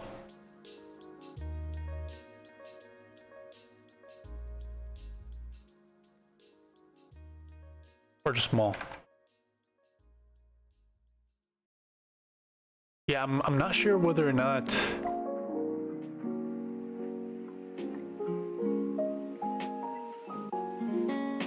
that's gonna be how it works. I'm probably gonna have to like look up some example codes to see like how you know data is structured. I'm probably also gonna have to like buy, you know, the grokking algorithms book.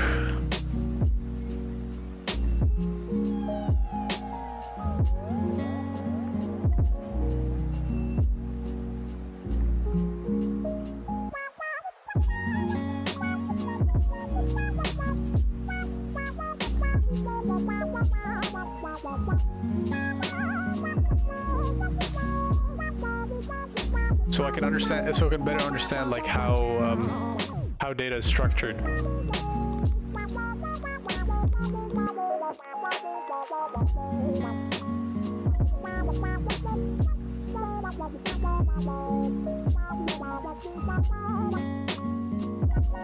I mean, essentially, like the complexity here is less about logic and less about syntax and more about data structures.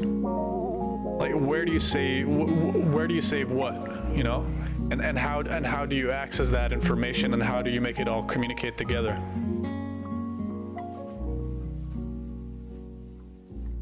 And up to like all the way up to this point, I feel like what I've started dealing with was first logic, but then, you know, logic and syntax, you know. I feel like the last few things that we've been working on had a lot to do with like syntax and specific, more so than the logic. I mean, the logic as well, but you know, more about syntax. And now kind of moving into like data structures and stuff like that. I mean, we're definitely going to be like bouncing back and forth between all of these three things, but I feel like I don't have, you know, any significant knowledge when it comes to data structuring. So this book is probably going to be very helpful for me. Gonna see if I can find it on Kobo, actually. Yeah, let's see if I can find it on Kobo. I have a Kobo. It's kind of like a Kindle. You can probably get it for like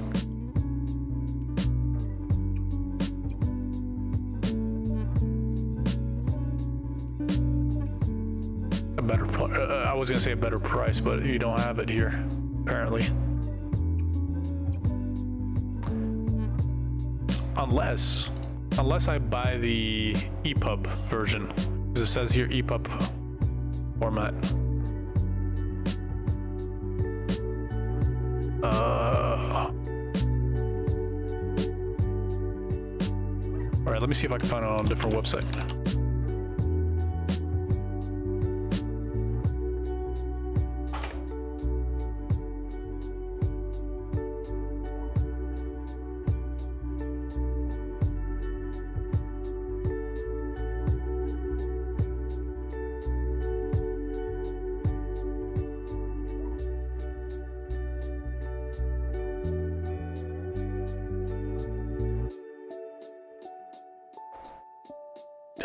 Yeah, no, never mind. They're selling both together for the same price, more or less. Oh, actually, it's cheaper. Okay.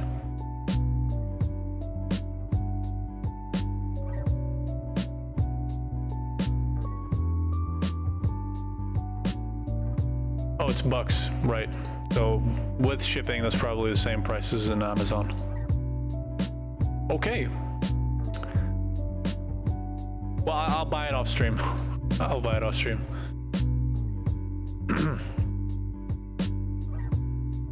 But I've been kind of waiting for this moment for me to really need the book before I bought it, because I felt like if I bought it now, I might just like put it aside, you know, not really read it much, you know. But now that I know what it is that I need it for, you know,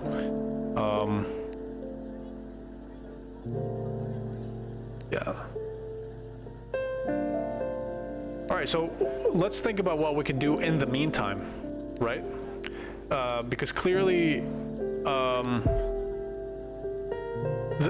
know, this thing is going to take a long time. Oh.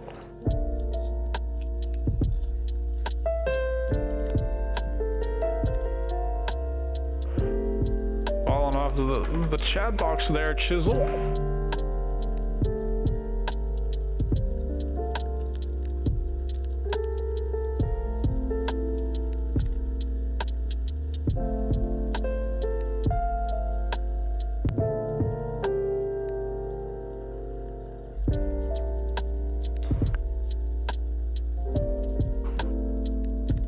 I hope you're comfortable there now. Okay, so what can we work on? Yeah, actually, I've done a countdown some time ago, and I guess we can also do work on that, you know, so we can make player movement,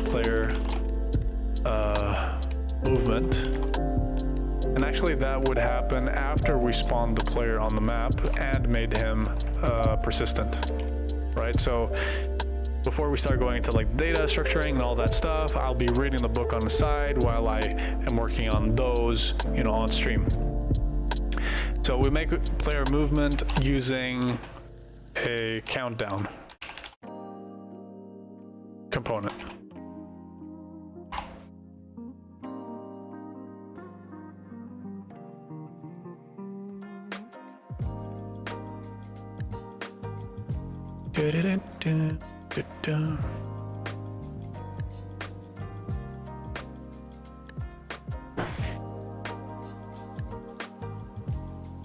All right, I mean, that's three things, you know, like we can start with those and see what happens, right? If we feel like one of these three things is too much for us, we can skip ahead and, you know, just work on something else.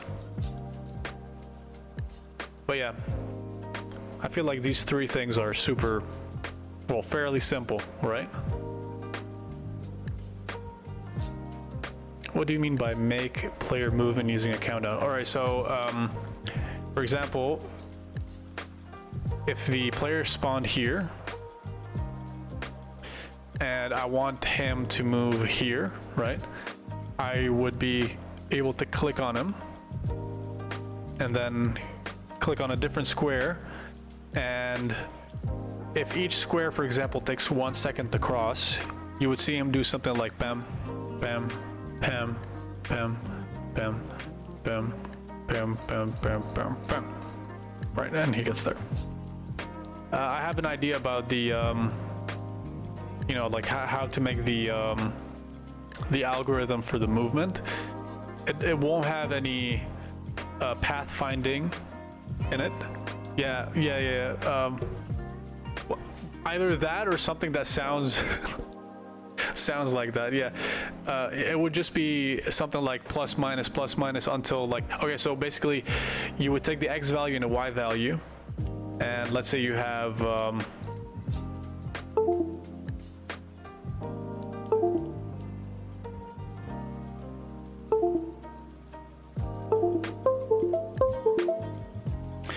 so let's say you have like 2 coordinates, right? So you have the coordinate where your unit is, and then you have the coordinate that you want to move to, right? All you do is you subtract them, and you create some sort of a for loop that adds to the x and y values of where the player position actually is, right? And it does that on a timer. So like every 1 second, it would add a 1 to the y, or it would add a 1 to the x, right? And it would alternate into between both. And it says like, oh, the condition would be something like, is the player locations x or y equal to the destination? No, then add 1, right? And then start again.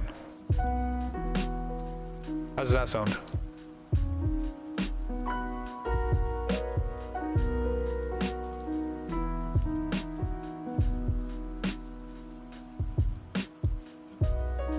So like the water wouldn't be there because, you know, I would have to, you know, like add path findings, and I don't want to do that because I know it's going to take me a long time. I mean, maybe not. Maybe I could just find a code somewhere and just like copy and paste it, but I don't want to do that, right? I would like to be able to build everything myself. That way I understand it better. I know how it works. And in case there's something not working the way I want it to, I can get back in there and fix it, or try to fix it. So essentially the water here would be something else. The sand would be the grass, and the greens would be something like the mountains or something like that. And then the countdown for the player movement would vary between one square to the other, depending on like what it is, right? So if it's a mountain, then it would take you 2 seconds, right? But if it's a plane, then it would take you 1 second. If it's, you know, a forest or whatever, then it would take you 3 seconds. I don't know. I'm just bouncing ideas off of you. So yeah.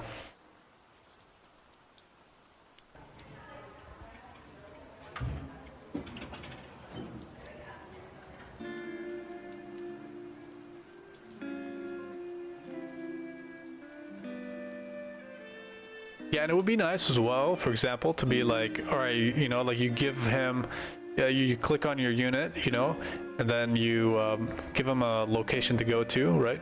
And you tell him, you know, collect water, right? And then he's gonna go there, right? But then, you know, he has a certain amount of stamina, and maybe he'll stop here and he'll camp for like 2 hours, and then you check back on him and you're like, what the fuck is he, what is he doing, you know? And then you can click on him and then you can see that he's camping, he's resting or whatever, you know? So it's more like the unit would be taking orders instead of like, no, hold on. He would be carrying out an order, right? Rather than, you know, following individual orders like you would tend to see in normal RTS games or strategy games, right? Normal RTS games would be like, oh, okay, go there, we'll go there, bam, done. You know, nothing else happens. But in this situation, you know, I want to give it a little bit you know, like a little bit of a dynamism, right? That he goes there, maybe he stops for food, maybe he sees enemy units and then he stops in a place and he says like, I can't move forward further, you know, because there's enemies, and you know, I want to be advised about how to move forward. Do you want me to, you know, do you want me to engage? Do you want me to run away? What do you want me to do? You know, so he would be like constantly taking orders from the player, and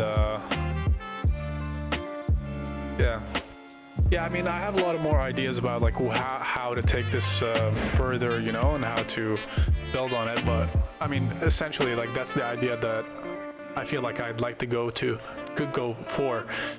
And I'm saying it out loud because it's helping me figure out what I want as well.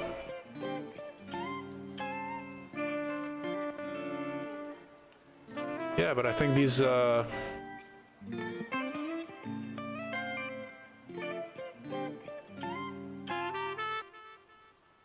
yeah, these are, you know, fairly good to start with. We spawn him, make particular location persistent. Oh, and we need to like select him. We need to like say something like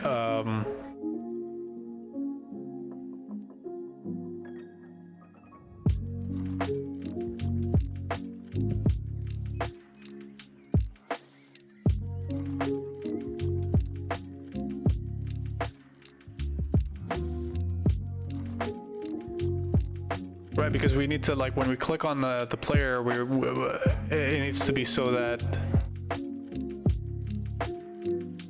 you'd have to like click on him again or press escape to unselect him, because if you click on him and then you click on somewhere else, you're telling him, okay, I want you to move there.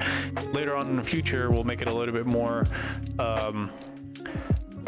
sophisticated, and would be like you click on the player, then you click on somewhere else and you tell him like, go camp there, or go attack this area, or go collect something from there, you know? But right now it's just like a simple move, so it would be like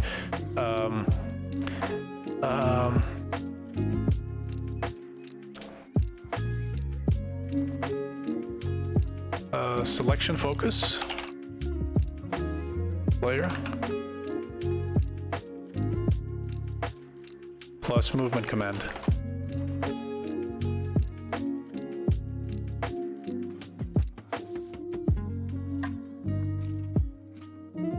Right. I mean, I think that's enough to start with.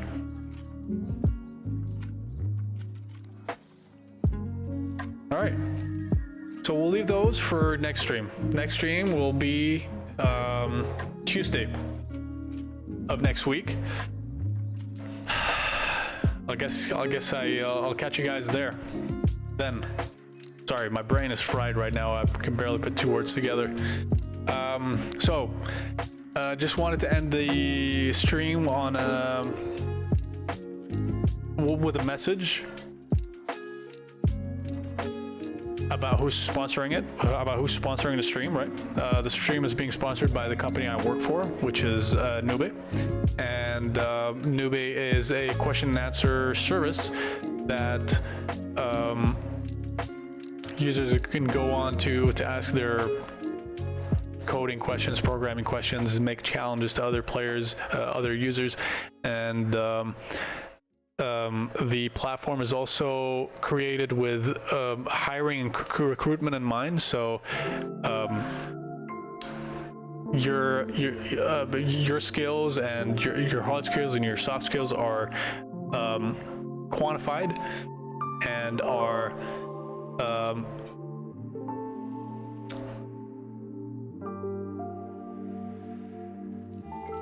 presented to recruiters. And then that helps them recruit tech profiles. So if you're interested and you would like to be involved, you can check out the website, which is novice.io. And if you would really like to support me doing this more, you can check out our socials. I run the Instagram, the Facebook, and Twitter accounts. So if you can give us a follow there, I would really, really appreciate it. Anyway, that's going to be it for today. Thank you so much for watching, guys, and I'll see you next time.